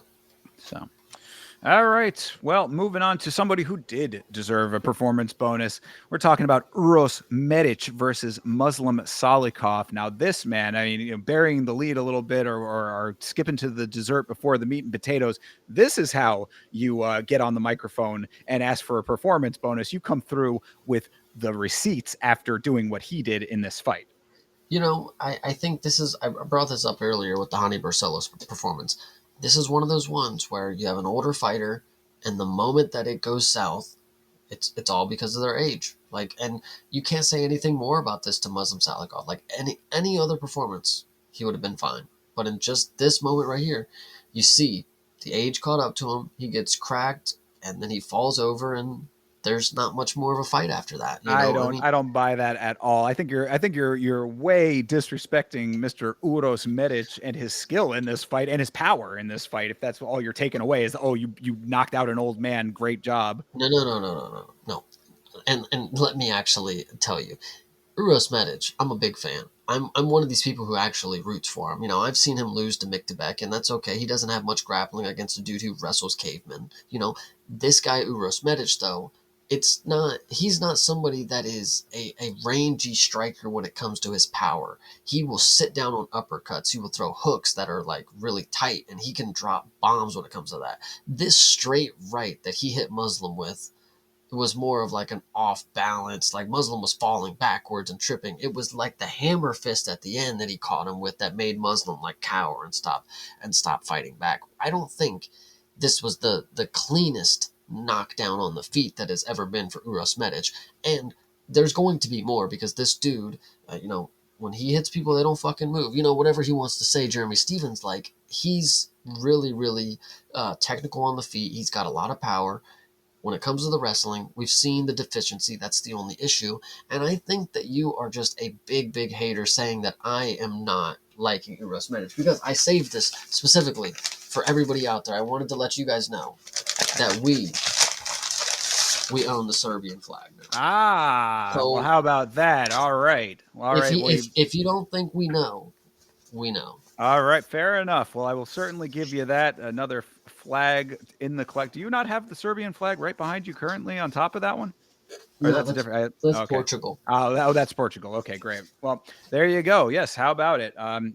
Serbian flag, indeed, flying right there on the screen for you, so Chase is about it. I mean, look, Medic is as kill or be killed as it gets. Like, never seen the judges. Yeah, this guy, I mean, like, he is either going to knock you out or he is going to get knocked out, or, something bad is going to happen on the ground. Either which way, this guy goes out there to put his all into these fights. And I certainly respect that. What I always say about him is, God, if he only had a chin. I mean, like, this is the type of fighter that you want, a dude that's going to go out and put it all on the line every time that he's in there, kind of thing. Obviously has a power in the hands. I mean, I kind of jumped on you a little bit, but you make a great point that the jab that landed was not exactly a crazy power jab. It just started off the sequence, and then the end of the sequence was a hammer fist. It was really as easy as that. So maybe a little bit more credence to what you're saying about Salikov and the age, perhaps either that, or it could just be the amazing amount of power that Medic has. But either way, it's like he's kind of almost betting poison in that regard, because it's like, does he win or does he get brutally finished? It's a coin toss every single time. So this went his way, and well deserved. I mean, he's now on a little bit of a streak there, so good thing to see, and hopefully he can continue that. He's he's coming in there, like I said, really hot on the mic thereafter, saying that he deserves it. And I mean, really making a good case for that, bringing the receipts, as I had said. How long can it last is the only problem. So after the fights, when they go backstage and they do like their extra press little moments, there was a good moment that Medic had. He was like, this fight right here, like, I was scared. Like, I was really fearful for what could happen in this fight, because Muslim Salikov, he's been fighting for longer than I've been alive. Like, he has more years in mixed martial arts than I have on this planet. So, like, that was worrisome to me, things like that. And he was just very, you always get those cliche lines where, like, you don't get bravery without fear. He was dropping some bars like that, but, like, I truly kind of believed it. He's like, I was having nightmares about this dude, because who knows how my career goes after Muslim Salikov. He could wheel kick me and I'm just another highlight to this old man. But shout out to Medic, shout out to the Doctor, which unfortunately is his nickname. Why is it not the instead of the, and his last name is Medic? That would have been better. But the Doctor, shout out to Medic, we love it. Yeah, for sure. Yeah, Uros the Medic works so perfectly, and to have it be the Doctor seems like an easily missed opportunity for no reason. But no, this was really nice. This was a solid full-on knockout win here. I mean, well, like hammer fist knockout, whatever, TKO, but still a very solid performance, very quick one round out of there. Thought he was good on the mic. I like the guy. I think he's got a personality that you want to root for. So I don't know how you strengthen your chin, but if he could just somehow figure out how to also not get knocked out, then he could really be a threat. Yes, 100%. All right, your co-main event. We had said last week, why was this the co-main event? I guess maybe now you see that it was the co-main event in order to prop to get up us into the main event quicker. Well, that yeah, definitely that, and also probably to prop up Mr. Joseph Morales because this was Joseph Morales versus Matt Schnell. We also had said, why did Schnell come back? I guess it was just to get a win over Jimmy Flick because that is all that he has been able to accomplish. It would seem. This was a solid win for Morales. But what we had said too, and I think you make the greatest point about it, Chase Morales continues to show why him being on the Ultimate Fighter was a complete undermining of the Ultimate Fighter. Dude, that's actually a really good point you keep bringing up. Is like, how did they get away with this? They gave the dude with the biggest, whatever. Either way, this one, you go back, you go into this one. If it wasn't Matt Schnell, who you know consistently loses, you would have thought this fight was fixed. This dude put himself in a guillotine. Like, I just can't believe a dude who's Nah, a seasoned veteran. Seasoned no. veteran. Look, that is correct that the guillotine was how it ended, but you got to give the flowers to Morales on that sequence. That was the last note that I had of the notes was the transition from side control into Kimura attempt into crucifix into guillotine for the tap. That's what you take away from that. Yes, Schnell, there probably was a point in that chain of the chain wrestling where he should have been able to start navigating elsewhere, but really you should be given the credit where the credit is due to Morales on that one because that is a beastly chain. Again, go back through those points that I just outlined point by point. Any one of those outside of the sequence is impressive in and of itself. You put them all together in a solid sequence, which is exactly what it was, unbroken like that. That's legitimate high level stuff. Yeah, I agree. No, this one was definitely good, and I think this is what they were thinking. Is like Matt Schnell has been around the block long enough. Like he knows how to get a finesse his way out of most submission attempts. That it should be enough to get him back to the feet. I've seen Matt Schnell get knocked out by Steve Erceg. I was really thinking we were going to see him die to Morales on the feet, but the fact that Morales just did his fallback, get him down to the ground, sub him, it is good because it shows me that he's not playing around. He's here in his second run in the UFC, and he wants to go to the top. He's not going to come out here and take risks like, let me stand and strike with Matt Schnell and try to knock him out, which is what I thought he should have been doing. I thought he showcased that you're back with power. You already showcased you can sub people. You did your little triangle choke against Adiris. This one, go out here and knock Schmel out, just like, Steve Erceg could do it. I can do it, something like that. But this one right here, great performance from Joseph Morales. And it unfortunately doesn't do much because Matt Schnell is not very good. Yeah, I mean, for Schnell to come back and this be second run after a very short retirement. I mean, now granted, it was kind of questionable whether or not it was actually a full-on retirement. They're saying, oh, he left his gloves in the cage, but that doesn't necessarily mean it. He didn't go through the whole speech and He all that left kind one of. in the cage so he could come back. Yeah. Exactly. I pulled a little Tony action. Right. I mean, it was one of those types of deals where it was like, okay, we know what he was doing. Give me a fucking break. He was retired. He came back. I've always said that is a you're already setting yourself up for a problematic second run. And for that to be the case here, I think we're seeing it play out almost exactly as expected with that. And now you're seeing Morales, who is on his second run, but probably shouldn't have been in the first place. This is another one of those ones that's a little strange that he even got cut in the to begin with. If you go back and look at the record he had before he got cut, now you're seeing the results of him having, I guess, a little bit of time off and chance to prove himself again in a new landscape of flyweight. I think he's fitting right in, and Schnell is really this is the reap what you sow of how he navigated his career. Shout out Anakin in the chat. Yeah, this should not have been the co-main event.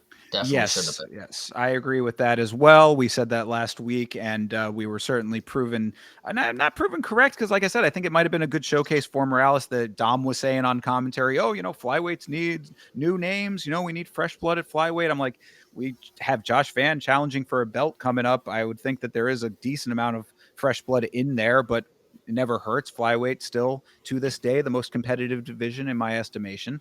So I'm always happy with more of the smaller guys who can, especially if you can finish. That's always a big plus at flyweight. Like you said, it would have been nice to see if he has power in the hands on top of that to see just how well-rounded he is. And anytime you're getting knockouts at flyweight, that also speaks very high volumes. But we didn't see that here. They're just trying to set up Morales to be another bigger name flyweight and trying to jump him up rather quickly, I guess, in his second stint. So Yeah. it accomplished that goal. Yeah, 100%. And yes, and it is not lost on me that Morales did do the 6-7. Why did Morales do the 6-7? I don't know.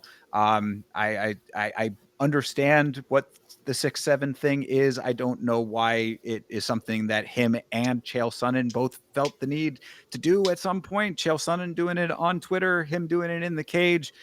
You're very hip. You're very with it. You're one of the cool young people, Uncle You Chael and Joseph. you may be more akin to know or notice when we were watching the the little pre-fight tape where they're doing the little um, Joseph Morales did not blink once and his eyes were wide open right at the cat. Like, so, people in the call were speculating he might have been on something. Or maybe he just looks that way. I don't know. He I does have some crazy eyes. It's kind of, I want to believe that he's just a big fan of the Yama show that I do, where I never blink. there you go. Love it. So that has to be it. So yo, shout out to Joseph Morales. Thank you for watching, bro. Make sure that you like. Oh Leave a yeah. comment next time. Yes, sir. All And do the right. 6-7 in the comment. Yeah, there you go. Leave a 6-7 as the comment. That's your in right there. I'll know it's you for real if you do that. True. All right, and to round out this card, this is Gabriel Bonfim versus Randy Brown. I I I have a lot of thoughts. Why don't you start it off, Chase? I have a lot of thoughts about this one. If you have a lot of thoughts, I'll make it short and sweet. First round did nothing. Second round, we got this crazy sequence where they both are prone. This is the crazy part. And just because I'm going to get quick into the meat and potatoes, and then we'll let you go on. They are both prone, and we have the ref jumping in to stop it. Yet I have a man lifeless on the mat just a little bit ago, and he gets an extra shot to his face. Like, it's just like, maybe if it was, you told me that it was Mark Smith in this fight too, and like maybe if it was the inconsistencies between refs, but it's like, how to like, maybe rightfully so. That's how it should go. He's like, oh shit, I almost killed somebody earlier. Let me stop it early this next time. But is that how it should go? I don't know. All right. Well, finish aside. We'll get to that in just a second. What I said about this fight, the actual fighting of this thing, was that this was a very poor display of distance management on Randy Brown's part. And on the opposite side, I thought that Gabriel Bonfim was managing the distance really well. I thought that this was a range management, stylistic clash, so to speak, if you want to look at it that way. Randy was over swinging at range and not using his kicks effectively. Bonfim was sliding shots through at a good striking range and then attacking the low kicks at to slow Randy down early on. Like I think that Bonfim, if you go back and look at where they were relative to each other, Bonfim kept a perfect range throughout the entirety of this fight to not only get the strikes off when he could, but also chop the legs away. And Randy was not doing a great job early of checking those kicks, so he allowed himself to get compromised and worn down early in this fight. I really like, so, we talk about the differences between the Bonfim brothers. That would be range management would seem to be one that I could give Gabriel Bonfim a big credit for here. Cause I like really throughout all of this, I kept saying, Randy, you are the taller, longer fighter. Why don't you take another step back and try to get some kicks off? I'll just stand here and allow my legs to get chopped away. There was one leg kick that he took that was so flush and so hard that the commentary winced. They were just like, "Oh, you can't be taking those," that type of thing. It's like, dude, yeah, you're right. You can't. And this is what he did throughout a lot of this. Finally, by the time he started checking them, it was already too late. I mean, and then of course, what happened ended up happening. We talk about the finish a little more in depth, but really, leading up to that point, I just kept thinking, Randy, there are adjustments that you need to be making specifically in the range department, given your natural assets. Both these guys are tall and long-ish. I will say that. I mean, Bonfim does have long legs as well. It might not have worked out 100% if he had made those adjustments. Obviously, we know where it went, but the attempt could have been there to adjust earlier in this fight, and you could have seen what might have happened as opposed to allowing all of what happened to happen. Yeah, 100%. Yeah, this one, I'm very happy that I don't like either of these fighters. Randy Brown, less of the two, I guess. Bonfim has definitely been, he's associated with that loser brother, so I can't really say too much about both of them. They're both not my favorites, but Randy Brown losing, That's fine by me. The way that it happened was kind of funky, was an interesting way because, a knee up the middle is fine, but the fact that you both fall from it is interesting because at the moment that it happens, you're like, did they knock each other out? Like what just happened here? Like, and they both fall back, and then the ref is jumping in. Bonfim gets up first. Randy Brown doesn't have the initial get up instinct. His instinct is to cower up on the fucking ground. I've even said same thing. Nicholas Dalby drops him to his back, and what does he do? Lays on his fucking back until the end of the round. He's just got the instinct to turtle up. Ariel Helwani brought that up as well. The turtle up, and that's fine. That's some people's defensive mechanism. It's not my favorite in the sport, but it is a defensive maneuver. I would think in that situation he was defending himself. There could have been a little extra. He was going to get some extra shots, but as somebody who doesn't like Randy Brown, he could have taken those extra shots. I would have been cool with it. Well, I mean, then if you're not a fan of Randy Brown, then you probably were a little okay with how the finish went, because not only was it the knee to the face, but it was also the kick to the nuts simultaneously. I don't know if you Nice. caught that, but yes, the knee. This is, go back and rewatch the way that Well, he I can went see down. it in the picture on the top right here where I was looking at that like, dang, like they really got a Yeah, screen. Yeah, you can see yeah. the foot touching his dick there. Indeed, yeah, right over there. Yes, so he jumps up for the knee. That's how he ended up on his back too. Bonfim.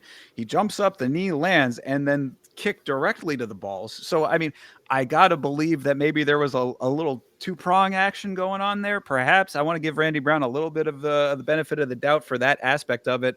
Vitz King did make a good point that, like, when the referee had stepped in, Randy Brown was looking at the opponent. He was looking at Bonfim. So it's like, if he was there enough and also protesting immediately as well, probably could have let that thing go on for a couple of shots at the very least. So yes, I do think that this was an early stoppage for sure. But But yeah, he was no, going to get those extra shots. I mean, it was going to end shortly after. that's yeah, and that's the other side of it, of course, but yeah, knee plus dick kick plus early stoppage is definitely a major oof for this to be the main event of this card, and for this to be the way that we went out, considering that this was a relatively tame fight night. Otherwise, I would say, we didn't have too much weirdness. The judging was pretty okay on this one overall. Like, didn't need the judges for the main card, which was nice.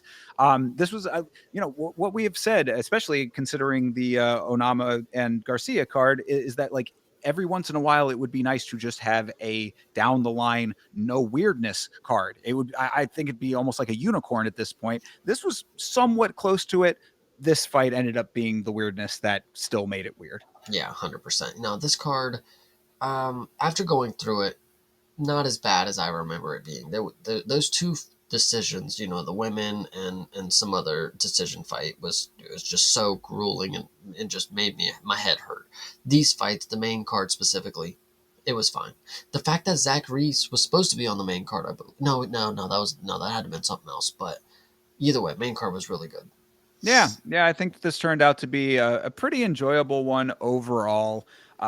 Weirdness in the main event aside, it is kind of an interesting case now. I mean, you consider that a knockout win for Gabriel Bonfim, even with a conscious Yes, Randy Brown? So, I say yes because this is like his first official like KO TKO. So like it's he got it. Like he did the knockout portion of it. I mean, we just didn't need to see him follow up with it. Sure, we've seen a lot worse, and he could have went down there and maybe sat in full guard or something. Who knows what he could have done after that? But as of right now, he got him with the knee.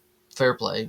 Get him yeah, his first TKO knockout, whatever you want to say. most definitely that. And also, just to highlight CTE over here saying that, the visual of his head bouncing was also not a great look for why it all went down the way that it went down. So, I mean, I guess you can factor that in too as well. And yes, to be clear, yes, 100% knockout. Let him have it. Absolutely. Of course he has it. So, that all being said, though, what do you want next for a Gabriel Bonfim is the last thing that I would want to round up this thing with, because it's like, he's got the fight with Wonder Boy that was very underwhelming to everybody. So this is maybe a little bit of a tick up, but then you got weirdness with this one a little bit. And then I you got don't. to bring his shitty brother with him. Well, no, he's got that he can stay in the back, All right, all right. or at least he can stay in the corner just cheering in his sweater. I, Yeah. you know, I don't know, dude. Actually, I am curious. I want to ask you a question about this because you brought it up. So the knockout happened, and then the dick kick.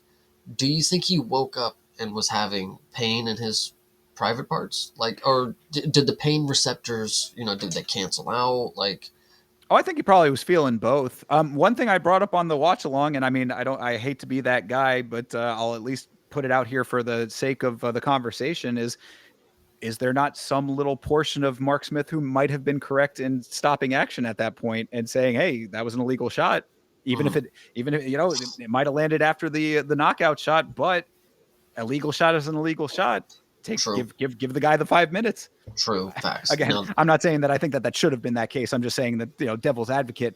How wrong would he have really been? That was a direct. If bro, I would bring it back up to the to up here.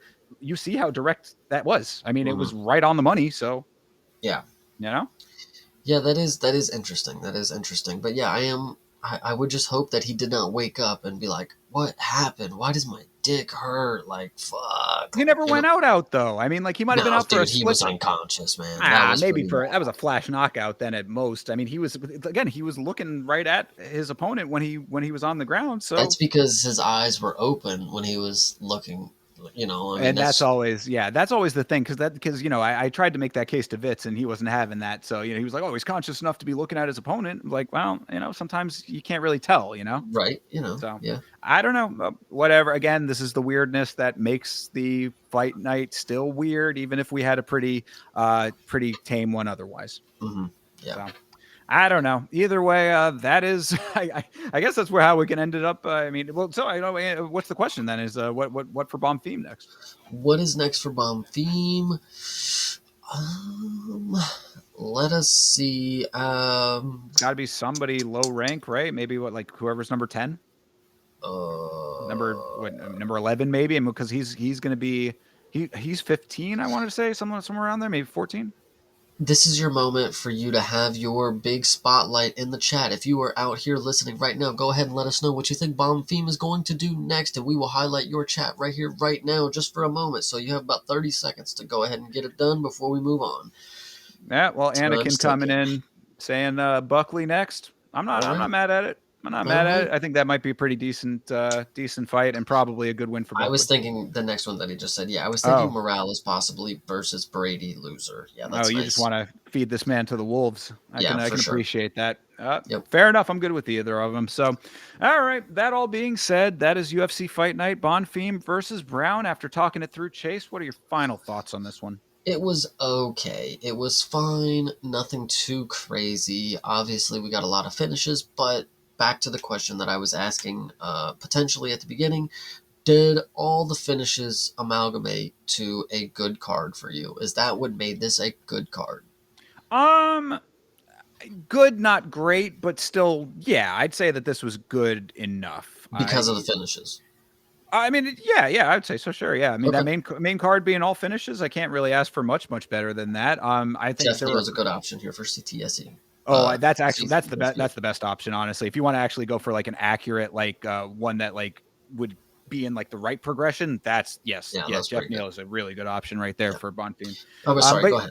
no, I mean, yeah, I would say that like compared to what it could have been, yeah, I would say that this was a good one. I thought it was certainly passable enough. Not a lot of stakes, like you had said, but I don't really consider cards that way. That doesn't factor into my enjoyment of the fights themselves. There were a couple of very good standout ones.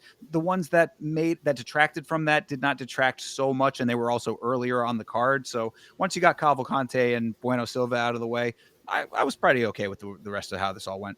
Yeah. Yeah. Yep. So, I mean, would I give it the super high marks? No, I mean, I'd probably give it maybe a 6.5 out of 10, but, still that's compared to what we could have. Yeah. True. I would probably say seven. Low Oh, seven, high sevens. Yeah, well, for then sure. there I you mean, go. How you about know, that? See, you come around and you like it even more than me at true. the end. Well, you sway me on a lot of them. There you go. I love it. So, all right, and that is that. So let's move on down the line here to one of, if not the most anticipated cards. So definitely the most anticipated for the rest of this year, but possibly on paper at least could be a card of the year contender. This is UFC 322, Della Maddalena versus Islam Makhachev versus Makhachev. What are you thinking here? Whew. Um. Well, this one is going to be tough. This is a tough one to believe, that we are actually getting to 322. We actually have the main card of Jack Della, Maddalena, and Islam Makhachev, but I have to go with Islam. I mean, he's proven he is he's going to be the double champ. Whether you want to believe that he has two consecutive belts or not, that's up to you. But Islam is going to be a double champ, two-time champ, whatever you want to say. And I don't know if Jack's going to be okay. Actually, no. There was a clip that came up on Twitter, and it was what the fuck is the dude's name? The CJI guy. Craig Jones. Craig Jones was showing Jack Della how to get out of the choke that Khabib submitted Conor McGregor with. And when you watch the video, I don't know if you remember back to DDP and his fucking coach, where all they did was they were showing DDP getting up out of the most lackluster takedown attempts ever in that video. And I'm like, he's fucking screwed. Like, are you serious? Here goes Craig Jones, showcasing his amazing grappling where he just shrugs off, apparently, Khabib and his choke. He just shrugs him off his shoulder. And it made me so mad. It made me so mad because the caption's like, he's teaching him how to get out of all these. It's like, dude, he literally did nothing. He literally showed him nothing.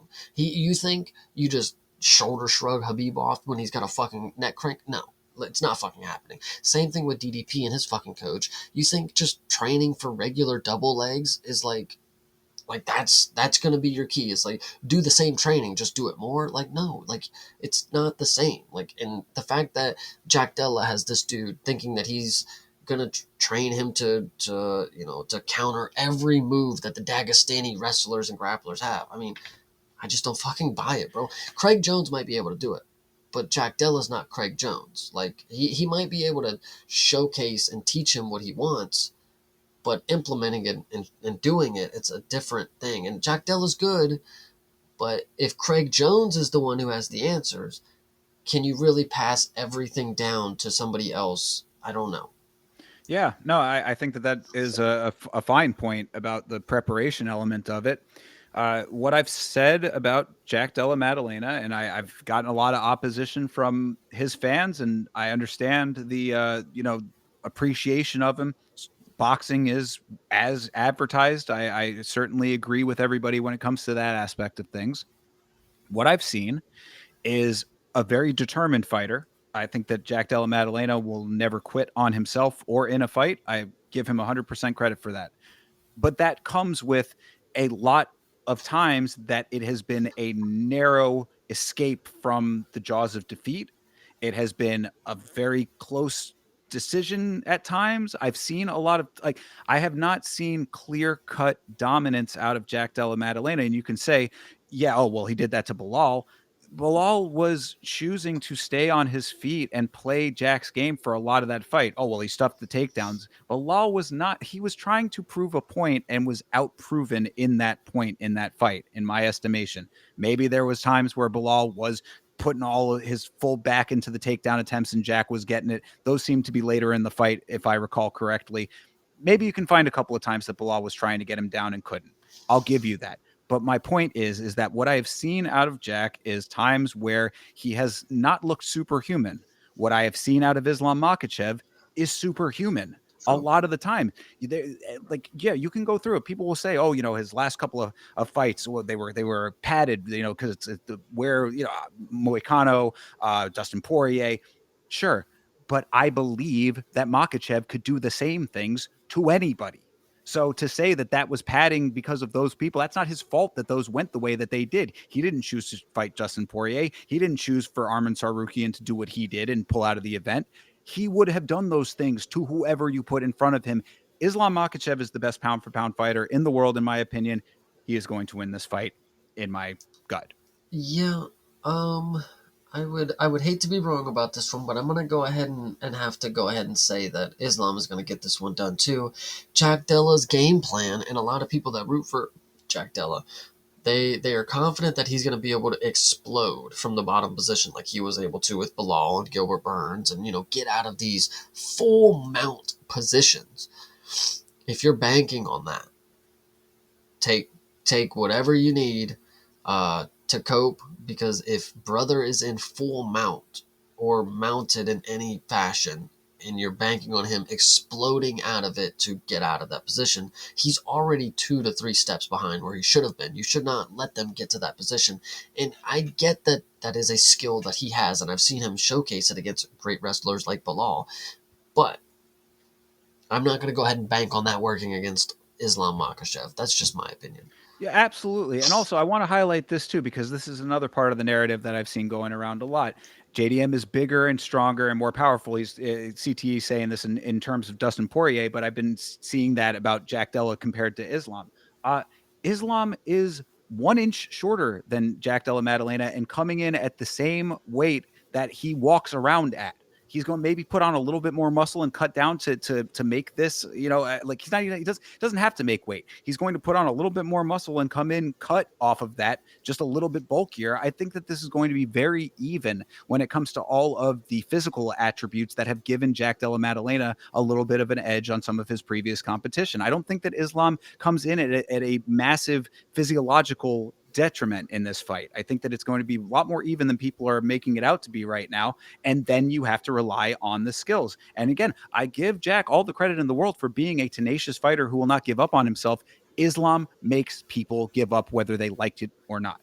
Yeah, I don't know where this one's going to go. I'm going to go ahead and take Islam over 2.5. I like that. Yeah, I think that that's probably a good call. I would not be surprised if this goes to decision. Actually, I know a lot of people. Oh, he's going to chin him. It only takes one. Look, if that ends up happening, if you have a double up on your book where it's Jack Della by knockout or Islam by decision, I think that that's very likely. I think Islam possibly by submission also makes sense as well. Pick one of those double ups that makes the most sense to you.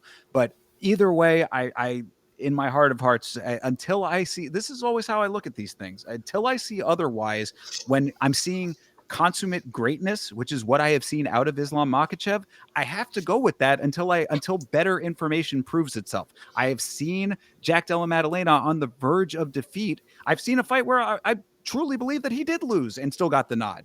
You know what I'm saying? These are not things I can say about Islam Makhachev besides from one knockout that he had very early in his career and never again since then. Well, So he arguably lost to Volk, but that's another story for another day. But right, and arguable still is the key word to that. So hmm. you know, I'm just saying here, people, this is how I gotta be looking at it. If you think otherwise, then best of luck, and may the best man win in this. I like both guys. I'd be happy if Jack is the one to dethrone Islam. That would definitely put him in a category that I never have put him in before. So prove me wrong on that one, Jack Della Maddalena. But until then, got to go with Islam. Yeah, I also like both of these guys. I think it would be more interesting if Jack Della actually gets this one done because wow, he really is the one to beat, to finish off Habib.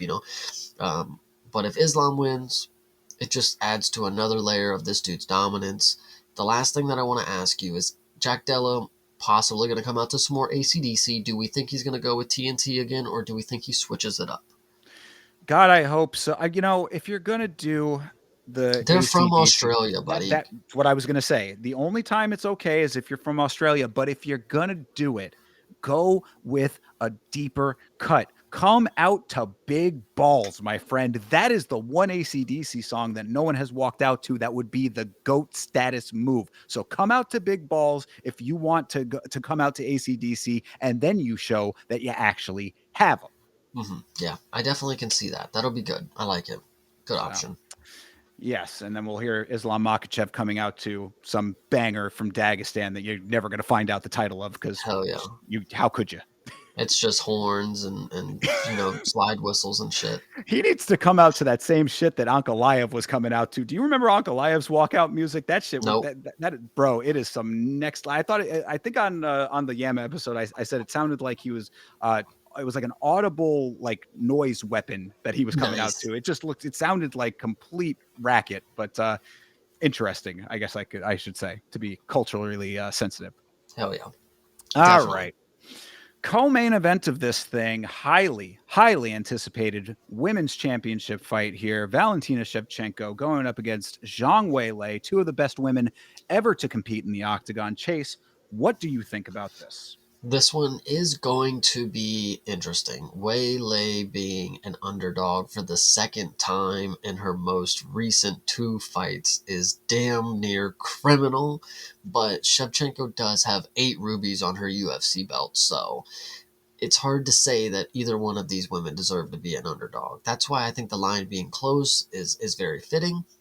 These are both women who are not necessarily in their physical prime age, but they are, in their dominance. Like they are still continuing their reign. And I just think Shevchenko is not going to have the same game plan that she had against Manon. She's somebody who tailor makes her game plans. She fights a little differently and has things going for her in different ways. With this fight, we are not going to see her stand very stationary and do her Muay Thai like she was able to do against Manon. Because once Manon was down, there was no threat to her. She could just stand there and just fend herself off. She wasn't going to actually lose the round after she was up. And, you know, and then with Grasso, with her new element that she could just lay and pray and then get a decision. Shevchenko, I just hope that she's got a game plan for Waylay that's going to be very, very good. Because, dude, I don't know. It's actually just what I actually think is key is the records are just so close. Neither of them are actually going to, lose stock from this. It's going to be a banger of a fight. Just know that when the fight's over, we still have many more fights for each of them to come. And and I think that's just going to be really, really fun to see. So I don't know if I really want to pick. I'm going to go with Weilei, though. I'm going to go with Zhang Weilei. That is my girl. Shout out China. We got it up in the flag area somewhere. Fair. Yeah. I mean, I think that the lay and pray aspect of it is what's going to be, I think, one of the more interesting elements of this, because Zhang Weilei is not someone that you can lay and pray on. Hmm. So if Valentina thinks not that she thinks that she can just go in there and do that. Obviously, she's not that type of fighter. But if that is something that she's maybe going to fall back on if things start getting hairy for her, then I think that this becomes a lot tougher of a fight than she's anticipating. I would think that Valentina wants to keep this on the feet as long as humanly possible, because Zhang Weilei on the ground is going to be a big problem for any human being, man or woman, man, beast, or alien. I would think that is going to have a problem on the ground with Weilei. And Valentina is, I think, potentially that's the one place where she ends up getting overwhelmed by Zhang Weilei. Now, I mean, on the feet, we saw Zhang Weilei get head kick knocked out by Rose Namajunas in the past. This Early stop. well, fair, maybe she was out pretty cold on that one, but either way, whatever the circumstances may be, I just think that the striking is going to lend itself to to Valentina Shevchenko. I think that the ground game is where the grand equalizer becomes Zhang Weilei's territory, and you just don't want to go there with her. You don't want to let Zhang Weilei have the fight that she wants. I think that's where she wants that fight to go. So I'm hoping for Valentina's sake that she can keep it on the feet. It's a long fight to be trying to keep it on the feet, though, for the entirety of it. So that, I think, is why I am also leaning towards Zhang Weilei on this one. I Yeah, I mean, I kind of have to. I love Valentina Shevchenko. She's, I think, the one of, if not the greatest woman fighter of all time, right there up with Amanda Nunes, just a little bit underneath her. So I mean, I Right up want there to. with Joanna. Well, Queen Joanna, sure. um, yeah, definitely better than Joanna. But I mean, look, what I'm saying is that I acknowledge her greatness. I think that Zhang Weilei offers a lot of problems to Valentina Shevchenko. If she had problems with Alexa Grasso, she's going to have problems with Zhang Weilei. Now, granted, you could say, oh, well, she just laid and prayed through Alexa Grasso in the third fight. This is not that, though. You know what I mean? Like, Zhang Weilei is not that. She's not going to allow that. I think that if anything, the comparison is much closer to the first fight. That's the problem. What I think is key is that when you see Valentina fight now in her last recent performance, you can tell that it's stripped down of a lot of athleticism from what she used to have in her game. She's a lot slower. It's not a lot. Like, she's still very agile for her age, but you can tell there's just not what it used to be, because Valentina, believe it or not, was fucking amazing. Like, she's one of the, like you said, one of the greatest of all time. But as you see her now, she's slimmed down to a great fighter. She's not the Hall of Famer athlete performance that we're going to get anymore. Zhang Weilei, on the other hand, from her most recent performances, she's looked fucking like on it. Like, I don't think this is a slowing down. This is not the decline Weilei. Like, I still think we're on the way up for her. Like, she's just been dominating all of her performances and being disrespected by the numbers of Vegas. Like, I mean, they truly think that she's gonna be coming down soon, but I'm not seeing it physicality wise. I mean, she's only getting in more shape. She's only going now. She's going to be in a more comfortable weight class for her. And we'll see if the size actually matters or not. It's going to be interesting. Is all that I'm saying. Then I got to ask at the very least then, ring rust and outside of the cage activities going to play any part in this at all for her, considering she hasn't been around for a while and also was doing a little bit of acting, I believe, right? She was in a movie at one point. Yes, I think this is added to the list. Forgot about Added that. to the list, yes. Um, yes, this is definitely things that could be issues, but from her most recent performance, she took a lot of time off from UFC 300, and she came back in fine. So I'm all right with this. Yeah. And especially if she's willing to just jump right into this belt opportunity against a Hall of Famer like this after all the inactivity. I don't think, like, we said it about Dolgarian. He's somebody that's not active but shows up, and he doesn't seem to ever be affected by the ring rust. Obviously, we were sadly mistaken on the context there. Yeah. A But little extenuating circumstance on that one. but I think Zhang Weili is going to be all right. Yeah, I tend to agree as well. I mean, I don't want to broadly stereotype, but the discipline of the camp, I think, also plays a big part in that. I don't think that she allows herself to get undisciplined, but I would say the same thing about Valentina Shevchenko. She's one of the most disciplined fighters, man or woman, that you could ever name. All her life is training, her life is fighting, her life is getting better at mixed martial arts, and competing at a high level. So I think that this is about as really as even as you can get. The fact that this is not a pick'em is a little bit crazy in that regard. I think that the weight class makes that okay, but yeah, this is a tough one to call, but my gut is leaning towards Zhang Weili pulling the minor upset on this one. 100%. I think the last thing that I want to say is something funny that Valentina said one time, and I think about it often sometimes, is, women are quirky. She said, some women like flowers on the first date. I like knives and guns. And I was like, all right, all right. Yes, and then you hear multiple shorts being sullied after a statement like that. So Exactly. That's why I bought a sword, everybody. So if you're ever wondering what I have for Valentina, bingo, I love it. Well, hopefully she'll get the message at some point. But somebody out there make that happen for Chase. But yeah, all right. So there you go. I guess we're both going Zhang Weili on this one. yeah, All right. We've agreed on the last two, but as you may know, we are streaming to individual channels, assuming that everything's working correctly. Like the stream that you think has the best opinions about these fights, even if we are currently in lockstep, because perhaps this next one we might not be. This is Sean Brady versus Michael Morales. we are truly going to find out if Michael Morales has elite takedown defense. Now, when it comes to Carlos Praetos, we've seen him against enough people that I would say at this point he has good to great level takedown defense. Yeah, Ian Gary got him down, but Ian Gary gets down a lot of people. At least MVP, when MVP was against Ian Gary, I mean, he was to his back. I mean, he spent a lot of time there. At least with Carlos Praetos, we had a couple different rounds where it was on the feet for a good amount of it. And then he was able to switch switch the tides later on. Sean Brady, is he going to be able to wrestle Michael Morales, or is Michael Morales going to be able to shrug him off with the single leg attempts? I don't know. I really don't know, but I would like for Michael Morales to. Well, let me say this. I would like for him to go ahead and win, of course, by finish, because that would be somebody that I'm enjoying in the higher ranks in the rankings.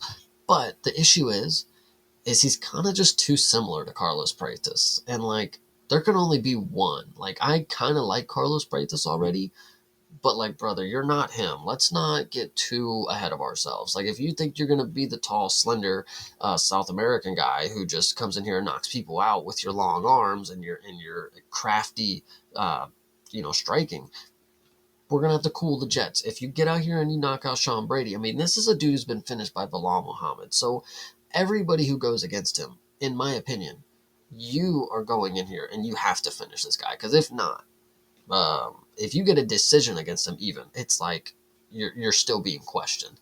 If you beat Sean Brady, it has to be by finish because somebody who as feeble and is not dogged as Bilal Muhammad, uh, I don't know. It's just crazy. Michael Morales, you better finish this, and because Carlos Praetus, in my opinion, would. So that's just all that I would say. So you're saying that Michael Morales is fighting for the chance to be akin to Carlos Praetis with what you're saying. He's fighting to be Ian Gary's son potentially in this matchup. That's all that I'd say. I mean, I want to believe that there's a little bit more to Michael Morales than that would lead one to believe, but I do think that Sean Brady is the biggest litmus test for that because Sean Brady has one of those game plans that you know exactly what it is, and it's your job to figure out how not to fall victim to it. And that's the $1 million question. Will he fall victim to it?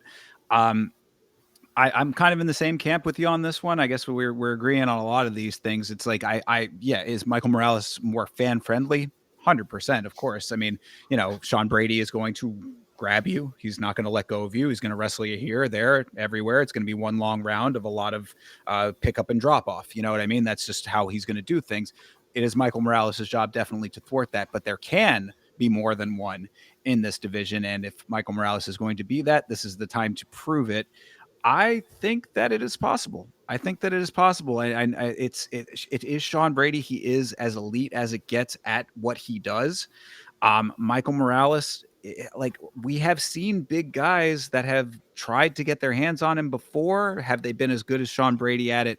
That, of course, is the big question there. And a lot of questions regarding like the biggest issue with this that makes it very hard to put a definitive prediction on it. I would say that if you're from betting terms, just definitely go over 1.5. I think is probably smart unless Michael Morales really is that guy and he gets the knockout early. That being said, I want to believe in Michael Morales, so maybe my heart is picking a little bit more than my brain, but I'm thinking that Michael Morales pulls off the upset and finishes Sean Brady. Yeah, I'm not too sure, but if I'm gonna listen to myself from the previous weeks, South American striker, 18-0, probably not a lot of cans by my assumption if they keep winning against people that are at the UFC level and they haven't lost yet. I mean, I don't know. I can't really say. And listen, I know you guys are going to go out and find receipts, literally in quotations. Nobody's going to do this, but you guys are going to, know that I've always said fade the person that has the undefeated record because that's a target on their back. It's going to come. You're not going to finish your career undefeated, so you might as well assume they're going to lose now because then there's more for them to gain after. Michael Morales is somebody who's 26. If he loses this fight, 18-1, gold is coming for him after he gets a good experience of a loss. This potentially could be the one where it works in his favor in that regard. He could come out here and have a good hard 3 rounds and he loses by decision. Big whoop. Goes on to the next one. Now he has good experience against a great grappler in the division and he can take that on to the next one and he's got the relief of like I lost. Now I don't have to worry about losing for the rest of my, I've already done it. It's nothing to me, It didn't ruin my career, whatever you want to think about. So I think this is be a good one. Well, I think you just convinced me. Then maybe it is Sean Brady that's going to be able to. Okay. Because I mean, Sean Brady is just that good at what he does, though. You know what I mean? Like that is the But Bilal thing. is better. Bilal, yeah. I mean, yeah. But he didn't need to, though. I mean, it was stopped on the feet, if you remember. Right. That's what I mean, though. Is like Bilal is better at the wrestling, if by what you took from that. But what I was saying is Bilal is better because he finished him on the feet. And that's something that Bilal just has only done once. And it's like that's a dude who, again, when it comes to somebody like Daniel Marcos, another dude, it's like Decision Merchant randomly gets a submission. It's like something is up with the person who gets finished by the person who's never finishing people. I don't know. It's just the way that I would look at it. All right. And I reconvinced it. I'll stick with my guns and stay with Morales. I was trying to get you off board here, but it's all right. I want to believe. I think that that's really, this is one of the ones where I got to go against my own advice and follow the heart on this one, just Mhm. because I think that, Michael Morales is another one of those guys. We talk about the dudes that you chart from the beginning of their career, seen every one of his fights in the UFC. And I always thought that this could be potentially the dude here putting on for Ecuador. Got a whole country on his back right now. Yeah, I'm thinking that he might be the one. So, but you do make a good point that if he is not the one in this fight, does not drop his stock almost in the slightest. I would say he comes back, yeah. gets another nice win, Even continues if on. even if it's a shitty performance, it's like, well, Sean Brady's one of the best grapplers, or blah blah blah blah blah in the division. It's like, that loss won't age bad. Whatever you want to say. There'll be plenty of excuses for Michael Morales, which I don't have a problem with. He's gonna have to learn eventually what a loss feels like, and hopefully it's not him getting flatlined in whatever performance that's at the top of the game for him. This is a good performance where he's not gonna get flatlined. So if he gets wrestled, figure it out. Take 3 rounds. If you don't, big whoop. We'll figure it out next time. Well, and also, the other thing too, we all of this conversation that you and I have been having has been basically about Michael Morales. This is also a good opportunity for Sean Brady, like every fight that he is in, to show a little bit of versatility. I mean, like, come out here and strike a little bit if you're actually about it like that. Like, I mean, do something. This would be a really tough opponent to try to do that against, but what a statement it would be if he was able to actually land some heavy shots on this guy. Yeah, I don't think it's going to happen. I'm just saying Sean Brady ends up in these conversations because Sean Brady is one dimensional. Is that one dimension very, very good? Absolutely. I think he's great at what he does, but this becomes the conversation when you are a one trick pony. So you can't really be too mad at it. yeah, 100%. So, all right. Moving on down the line, man, this card is excellent. Leon Edwards versus Carlos Praetis, who we were just talking about. What do you think here? I think a lot of people have been going for Edwards on this one.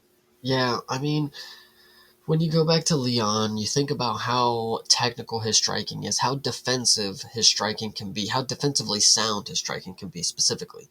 He is going to be able to hold his own when it comes to not getting finished in the first round, I guess is, the best way that I'll say it. But I still think I see Carlos Praetis chipping away at him. I mean, he's just too versatile when it comes to the striking.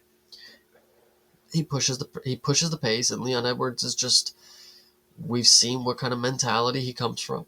Excuse me. I mean, I've seen plenty of times this dude look like he's lost the fight before it's even over, and that's a big issue. Carlos Praetis, he was willing and ready to go ahead and try to finish Ian Gary in the 5th round, and that shows me something. And even after that, he came back, and he's still one of the only nerds that has a win on their record, currently. So I don't know. He's just built different, in my opinion. He's somebody that, when it comes to the cigarettes and the alcohol, it just builds to the lore. And we don't even talk about that anymore because that's just part of who he is. And by the time he's a Hall of Famer, we will remember, like, that's what got him to be great. Those are just the things that he did. And, some great people can do certain things and just be great at it. He was able to knock out Leon Edwards after 6 cigarettes and 2 shots of malt liquor. Whatever you want to say the story is, that's what's going to happen. And I hope it's very easy for Carlos Praetis because I don't want to see Leon dance around and leg kick for 3 rounds. But Yeah, I mean, this goes to what I say about the arc of this sport a lot because we were talking about this on the watch along for the last event. I when I chart the progression of a career, Leon Edwards has done it all. He's reached the top. He has completed the hero's journey when it comes to this sport, and now he is on the portion that is on the other side of that. It is very rare, very very rare, really, that you see a resurgence when you've already been on the other side of the hump. I'd say that someone like Kamaru Usman is maybe possibly bucking that trend to an extent. There's a couple of people that you might be able to name, but it's those are the exceptions to the rule. Leon Edwards just does not strike me as the type of person that achieves that. We've seen too many tells, I would say, even as champion. I mean, sometimes like the victories that he had were not necessarily like these world ender dominant victories that make you say, man, he is him. That is the dude that we always thought he was going to be. That, in that period of time when he was waiting to get his title shot, like that would be the thing that we were all waiting for. You know what I mean? At the end of that road, like he just sort of was himself throughout all of that. And then this is the other side of what happens when that gets figured out. So Carlos Freitas is the exact type of fighter that continues to figure that out. He's dynamic, he is strong, he is creative, he is all of the things that beats a Leon Edwards in my estimation, even as the champion. So, like, now Leon Edwards on the other side of it, having already completed the arc, I don't see Leon Edwards having a clear path to victory as much as people want to believe in him. I just don't. I think we get some sort of TKO situation where Leon doesn't necessarily go out, but he doesn't return enough fire. I don't know. I can just see Praetus just teeing off on him. That's just my opinion. Yeah, because I mean, like, if you think about the things that Leon Edwards is good at, great takedown defense. Carlos Praetis probably not worried about that too much. Striking on the outside, Carlos Praetis can get past that. I mean, we've literally seen this guy knee people to death, just by breaking through their outside game. I mean, that was the Leech, the exact thing that happened to him. So, I mean, like, a lot of the things that Leon Edwards does well in this fight, I just think that Carlos Praetis is very well equipped to handle and to counteract. And then you chart that throughout the course of a 3-round fight. It's just, I don't think that, I mean, okay, I'll say it like this: if Leon Edwards is going to win this fight, he has to be dominant early and consistently, and that I don't think he can do. I remember, I don't know if this is actually true, but I was pretty confident that the first potential finish of Leon Edwards' career could come by Sean Brady, and then the submission actually happened. I think the potential second finish of Leon Edwards' career is going to happen this Saturday. Carlos Freitas is going to get the first TKO finish, and I can just totally see Leon just having that look on his face like, what else can you say? And then, he'll get on the mic and have to talk about, it's going on to the next time, guys. I got to worry about next time. I don't care. Yep. Prentice going to go ahead and win this one. I am in lockstep with you on this one. So, Carlos Praetis, lock it in. Yeah. All right, down the line here. This is an interesting one: Beneil Dariush versus Benoit Saint Denis. I mean, we know what Dariush does. He's another guy that has a very locked-in style. However, also has some knockouts on the record too. So I mean, it's not like you kind of put him in a box in your mind, but does have a couple of at least a little bit of power in the hands. Benoit Saint Denis, you know what his skill set is. Yeah, I know people want me to believe that Beneil, he's got the skill set that could have beat Islam at one time or something. Not it. Not it. Even though Moicano lost to him, and I was very high on Moicano beating him, saying there was never going to be a day where Dariush was going to beat Moicano, anything like that. I know Moicano beat Benoit, but I like Benoit, and he's a younger guy in this game, and I'm going to be completely biased. We're taking my boy from France. We're taking Benoit Saint Denis. Fair. Dariush has had just kind of a bum hand in this sport, and a lot of times I would say he's one of those guys that's a very hard worker and extremely skilled, and I don't think really gets enough credit for those things. He's a guy that's gotten shuffled around based on factors that are outside of his control, all of that kind of stuff. A lot of the problem becomes when you don't cultivate like those wow factor elements, and that I think is a at least career wise why Beneil Dariush is kind of where he is. Benoit Saint Denis, on the other hand, win, loser, or otherwise, this dude has wow factors in his fights. The dynamism, the dynamic element for Benoit Saint Denis, I think, is going to be there. If you're going to go with Beneil Dariush, I would say by sub is probably how it will happen. I just don't think that he's going to be able to do the things that Moicano was able to accomplish. I don't think he's going to be able to grind on Benoit, and he's not going to be able to soften him up enough with the striking to get him to that point of wearing down. Benoit Saint Denis comes out and overwhelms Beneil Dariush in a way that does not allow for Dariush to get his game plan off. Yeah, I don't know what Benoit's going to do to win this one. I can probably assume it's going to be something along the lines of him putting one hand up and reaching down with the other one for single legs and just charging forward like he normally does. But I think it's going to work. People are going to not believe it because Beneil's got this good wrestling. But I think Benoit's going to get it done in the wrestling. Fair. I mean, that's a lofty claim. I'm thinking Benoit by decision is what I'm going to go with. I know that might not be what everybody would want out of this fight, but I think that if Benoit Saint Denis can come out strong, which you know that he's going to be swinging from the second this thing starts, lay the shots on, pepper up Beneil Dariush, get him to the point where he has to wrestle, then it ends up being a little bit more of clinching without any actual submission threat. Ends up going to decision that way with Benoit just banging on the side of his head for 2 rounds. 100%.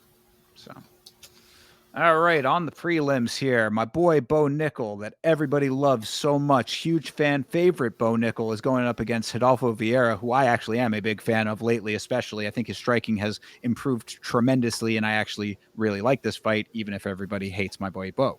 I also am one of those people who hate Bo, but I will go ahead and say Bo Nickel submission is probably what I'm going to go with on this one. I think Bo Nickel is going to showcase the American wrestling is still somewhat kicking, and I think he just gets an easy RNC somehow.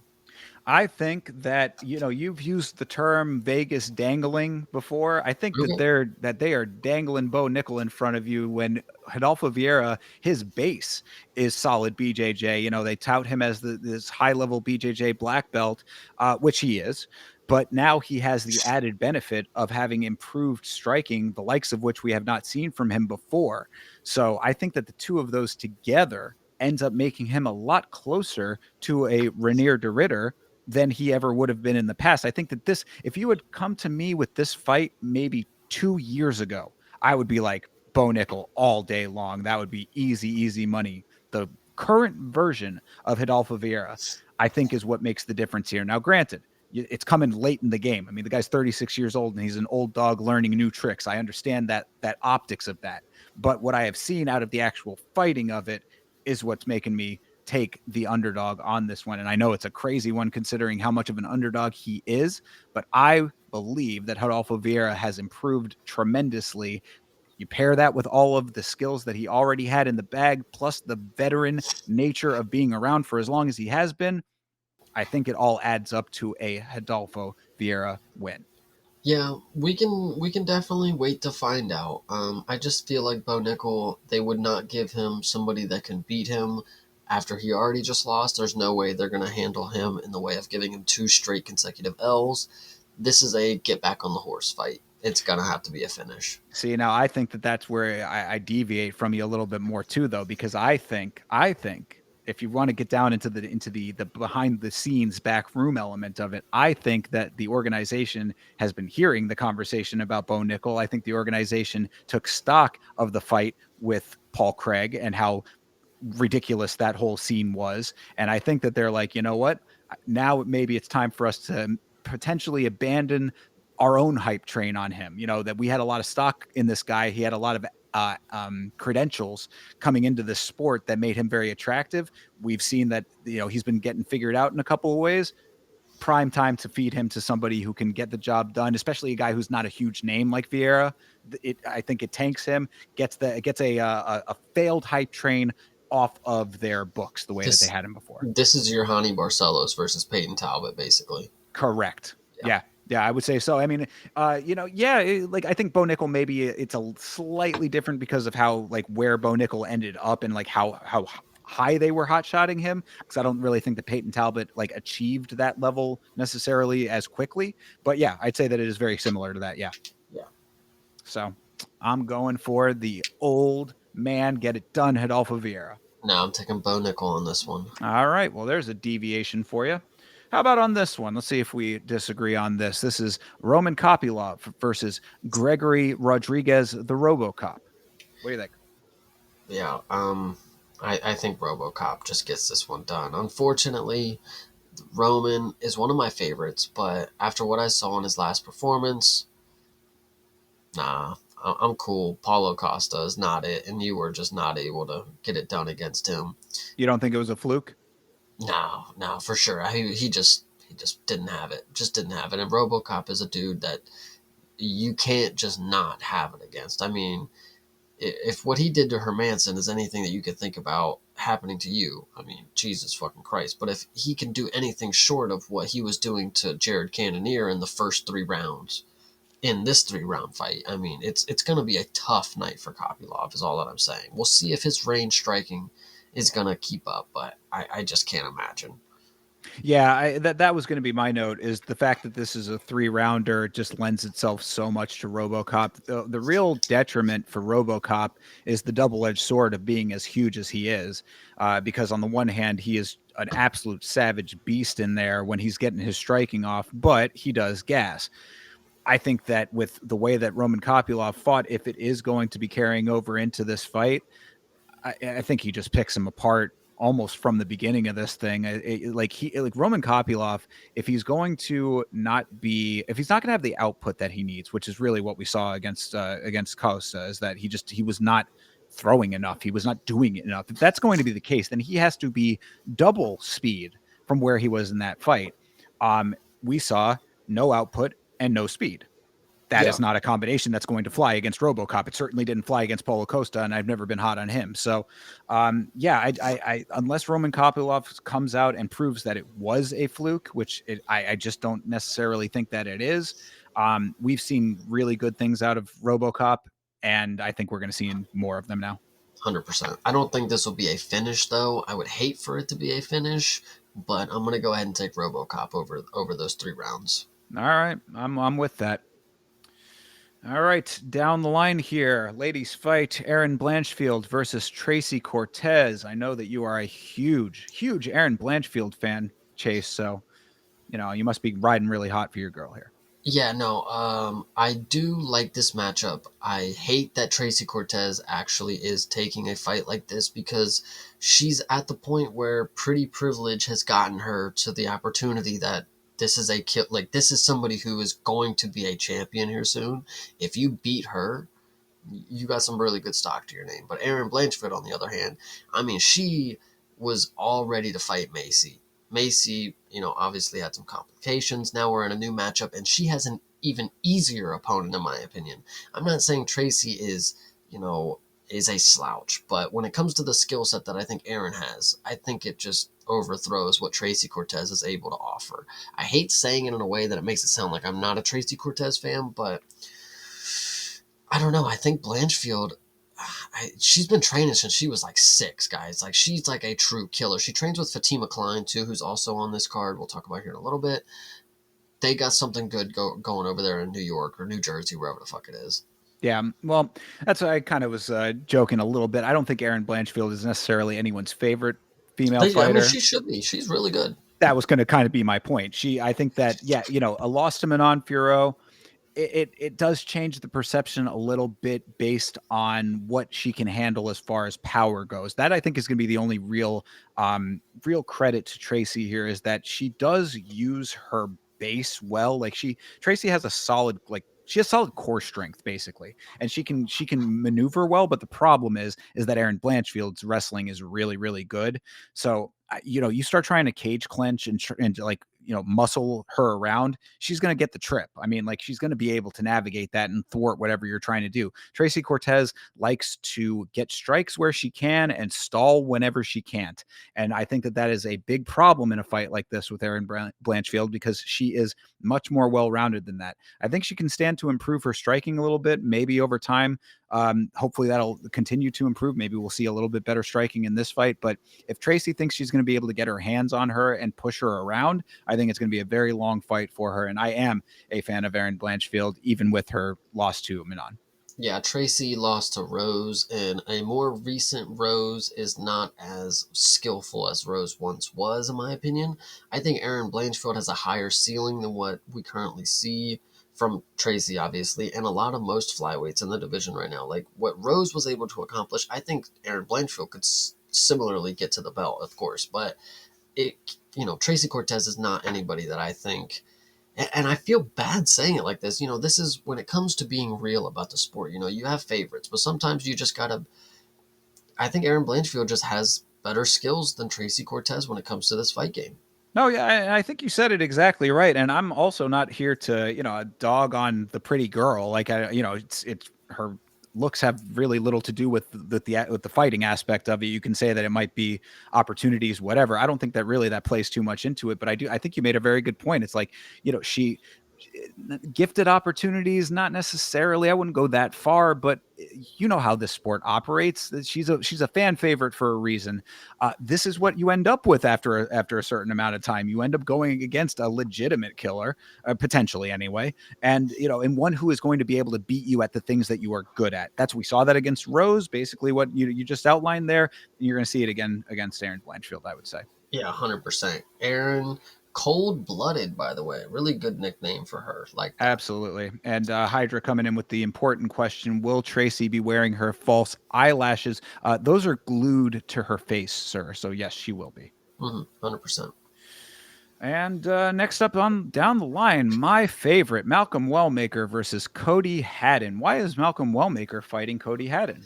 Because Malcolm Wellmaker had an opponent that pulled out, and now Cody Haddon is stepping in on short notice. That is why this fight is happening the way that it is.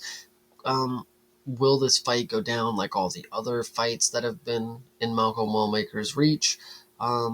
Possibly. Because Cody Haddon, like, we sometimes talk about Australians like they're fucking gods. I can tell you, Cody Haddon can also be knocked out.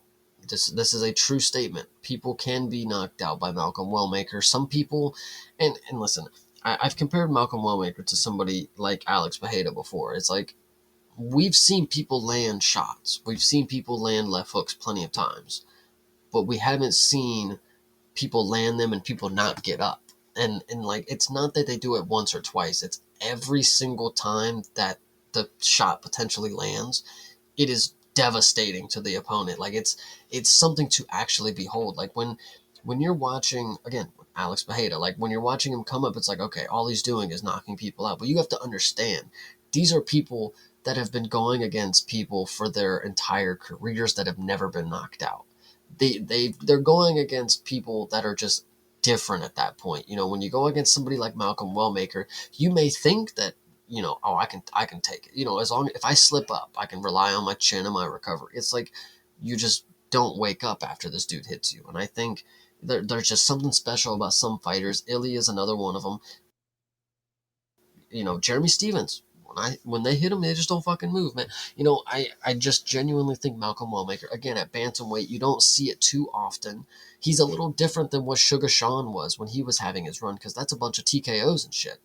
This dude here genuinely is flatlining people at 135 pounds, and it's pretty crazy. I mean, the only thing I can add to all of what you just said is Malcolm Wellmaker is him.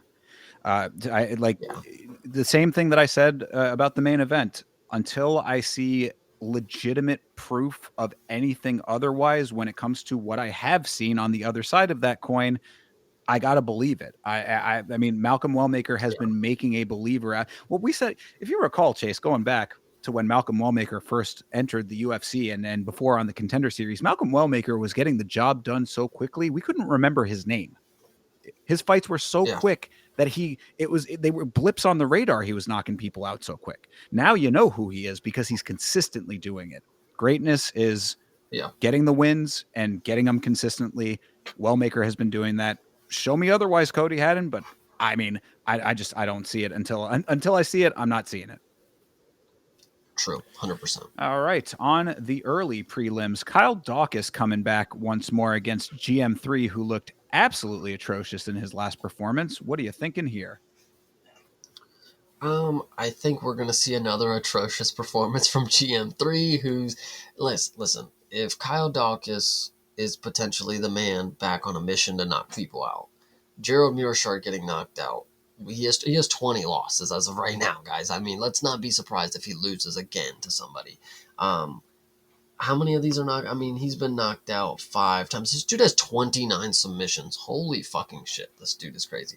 But yeah, Kyle Dawkins, I'm going to go ahead and take him. Even though I was hating on him last time when I took Michelle Pajeda, I'm going to go ahead and take Kyle Dawkins. Kyle Dawkins.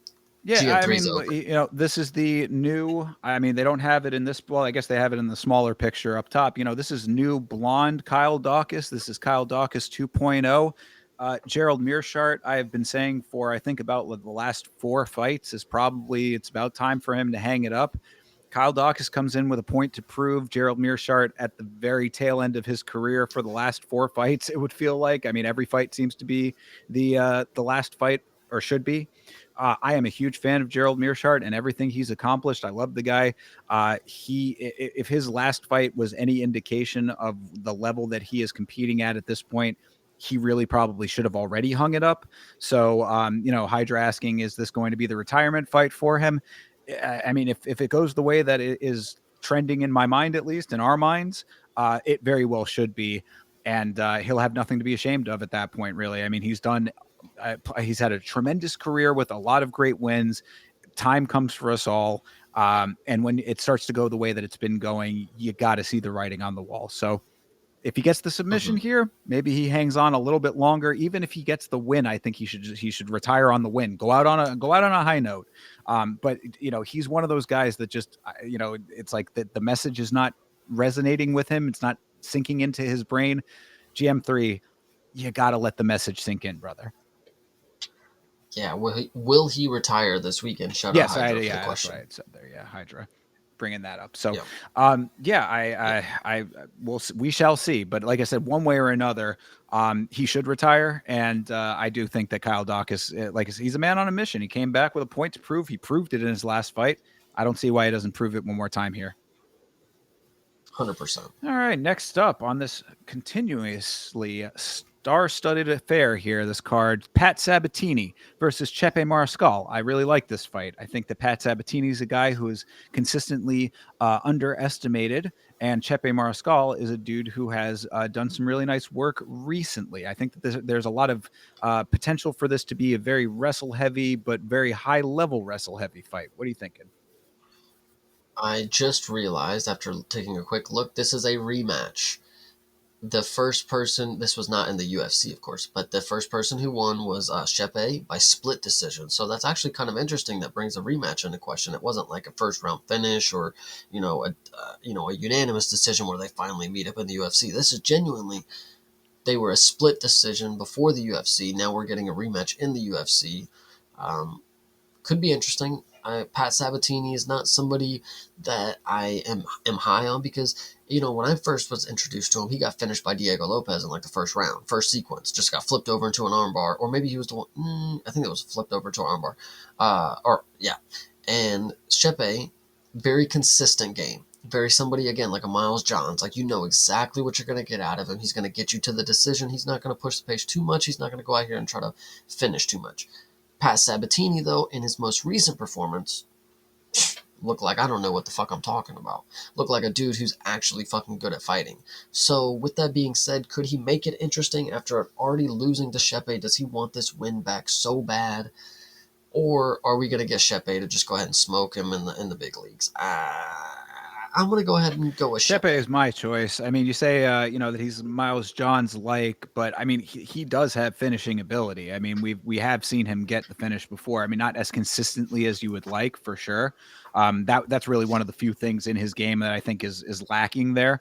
But I mean, this dude is really a very talented fighter, and also a guy who's like Pat Sabatini wants to try to make this a grindy, wrestle heavy fight. He's completely comfortable with that. Like Chepe Mariscal is like, bring that kind of fight to me and I will navigate that accordingly. So I think for that reason, it's like Pat Sabatini, if you cut off the thing that he's really good at, even though he did come off of a really good win with it, you're limiting a lot of the bandwidth that he has, because falling back on the striking is not necessarily the thing that he is able to switch in his mind as easily. I don't think, it's like, you back him into a corner, and then now it's like, okay, I've really got to figure out something new here. He's on the stool having to get coached into, a plan B. Chepe Mariscal just automatically has that in mind. Okay, if it goes this way, I'll do this. If it goes this way, I'll do this. So, based on that and the navigational elements, I think that I'm going to also take a Chepe. Hell yeah. Indeed. Another good one here. Angela Hill versus Fatima Klein. This will certainly be a good win for Fatima Klein, I would say. What's crazy is, we ranted and raved about Fatima Klein showing up on short notice to her debut at Elevation, up a weight class, and putting on a very good performance. When you look back, you'll realize that was against Jasmine Jusvicius. Wow, does that age so well for her? Because after that, she's knocked out, TKO with Victoria Dudakova, and then Melissa Martinez. 2 straight KO, TKO victories off of a very good performance on short notice in your debut that you get a loss on. Now you're going against Angela Hill. They clearly are wanting Angela Hill out of here finally. This is going to be the finish for Fatima Klein. Just take finish. Just take her by Yeah. Oh, yeah. finish. I mean, Fatima Klein, when we talk about the fighters that you watch from the beginning and you have that feeling about, like you were describing earlier, you want to be right about them. Like she is certainly it. I mean, Yeah. she's got champion potential all over her based on what we've seen early in her career here in the organization. Angela Hill has a whole syndrome named after her. If you listen to me, you know, she's the most inconsistent fighter on the planet. You think she's going to win, she loses. You think she's going to lose, she wins. I don't think that this is going to be the case on this one. I mean, Fatima Klein is going to be bucking that trend in a major way. There's nothing that Angela Hill brings to the table that Fatima Klein cannot handle and cannot be better than her at this stage in her career. Angela Hill, who is 18 and 15, folks. Yeah, if this is not Angela Hill's swan song, it very, very well should be. And I do think that you're right, though, that this is them feeding the old to the young here. It's the classic tale, and Fatima Klein is the exact fighter for that to be going exactly how they want it to go. So Fatima Klein, take it by finish. If you listen to Chase, take her to win. However you want to cut it. Fatima Klein is getting this job done. If she doesn't get the job done here, I think that I will genuinely like question the universe, or maybe that'll be one of the fixed ones. Yeah, true. Yeah, she might be getting paid 70 Yeah, grand. You really, don't know. exactly. If 5 very large bets all come in at the Hard Rock, then, just be aware. Mhm. All right, and to start this card off, this is Bisinger Susurkayev versus Eric Makhachev. I know that you are a Makhachev enjoyer. Or wait, no, that was the other guy, Oh, not Makhachev. no. Who was the one? The other dude. What was the? Why am I forgetting that guy's name now? The middleweight guy that you're a fan of that came in. The dude who fought Menefield. There you Oh, go. Julius Thank you. I was Walker. confusing the two of them. Okay. Yes, McConaughey. He had a sloppy performance in his last fight, if I'm not mistaken. Yeah, so his last performance was against Cody Brundage. They went to a split decision or Right. something like that back in August. It was awful. The fight before that, he gets knocked out by Ruzaboev. I'm going to go ahead and say take Sursakayev. I mean, by a finish. I mean, he actually shows the. Listen, he is somebody that goes in there and has a little too much fun, where he's laughing, having a good time, after he strikes the dude up. But then when he starts getting hit back, he does kind of lock in. And not only is he a striker, but he did get a submission in his last fight. He's at least willing to go ahead and try to choke somebody out if it doesn't work on the Yeah. feet. No, I mean, So, I call him M. Bisinger for a reason, even though I do not very much like the showboaty and jokey aspects of his game, as Chase alluded to there. I very much agree. He having a little too much fun out there is going to bite you in the ass eventually. Not in this fight. I think he's going to do just fine in this one. yeah, Makhachev is, what we saw in that last one is, kind of a sloppy dude, especially after he's under a lot of pressure. Kind of a guy that I almost question why he's still around, kind of thing, which I feel maybe that's a little yeah. harsh, but just kind of calling it how I see it on that one. This is another tee up for Susurkayev. Susurkayev is Hamzat's buddy. They're wanting him to stick around and make a little bit of a name for himself as well. This is an easy tee up for him to get knocked out of the park here. So 100%. Yeah, definitely agree with So that one. there you have it. Of course, we will be watching all of these fights together with you, fine folks, on the watch along. That will be myself and the Vitz King. You can find us at youtube.com/@Yamashoa. And Chase, I know you can tell them where they can find you. You guys can always find me on youtube.com/@CBSmalls. Of course, we're watching UFC on Saturdays, one championship on Fridays, and then, of course, this great show on Monday nights. So make sure you guys are here. Hit the subscribe button, like, comment, let us know what everything else is going on with Absolutely. you. Yeah. Make sure Love to hear it. if you're available and around, make sure you're watching those one cards with Chase, because there's some really, really good fights on there, some really good entertainment to be had over there. And you can be hanging out with my boy while you're doing that. So definitely do all of Oh, that. yeah. I am at Yamashow on Twitter and Instagram and on Facebook as well. So you can like all of those and follow your boy for all of the social media stuff that we do on there. I am going to be very busy getting the edit of our review of Warrior for MMA on Film that we just did. You can watch the VOD of that now if you want to see the unedited version of it, and the edited version is underway. I have got a lot on my plate right now, but trust I am going to be getting that edit out as soon as possible. So keep your eyes out for that. Possibly going to try to sprinkle in a little bit of extra content during the week if I can, based on the fact that that's not going to be out for a little while. So keep your eyes on the channel as always. But either way, we will be here for the fights. So tune in. We will see you then. Have a great rest of your night, a great rest of your week. And as always, fight on.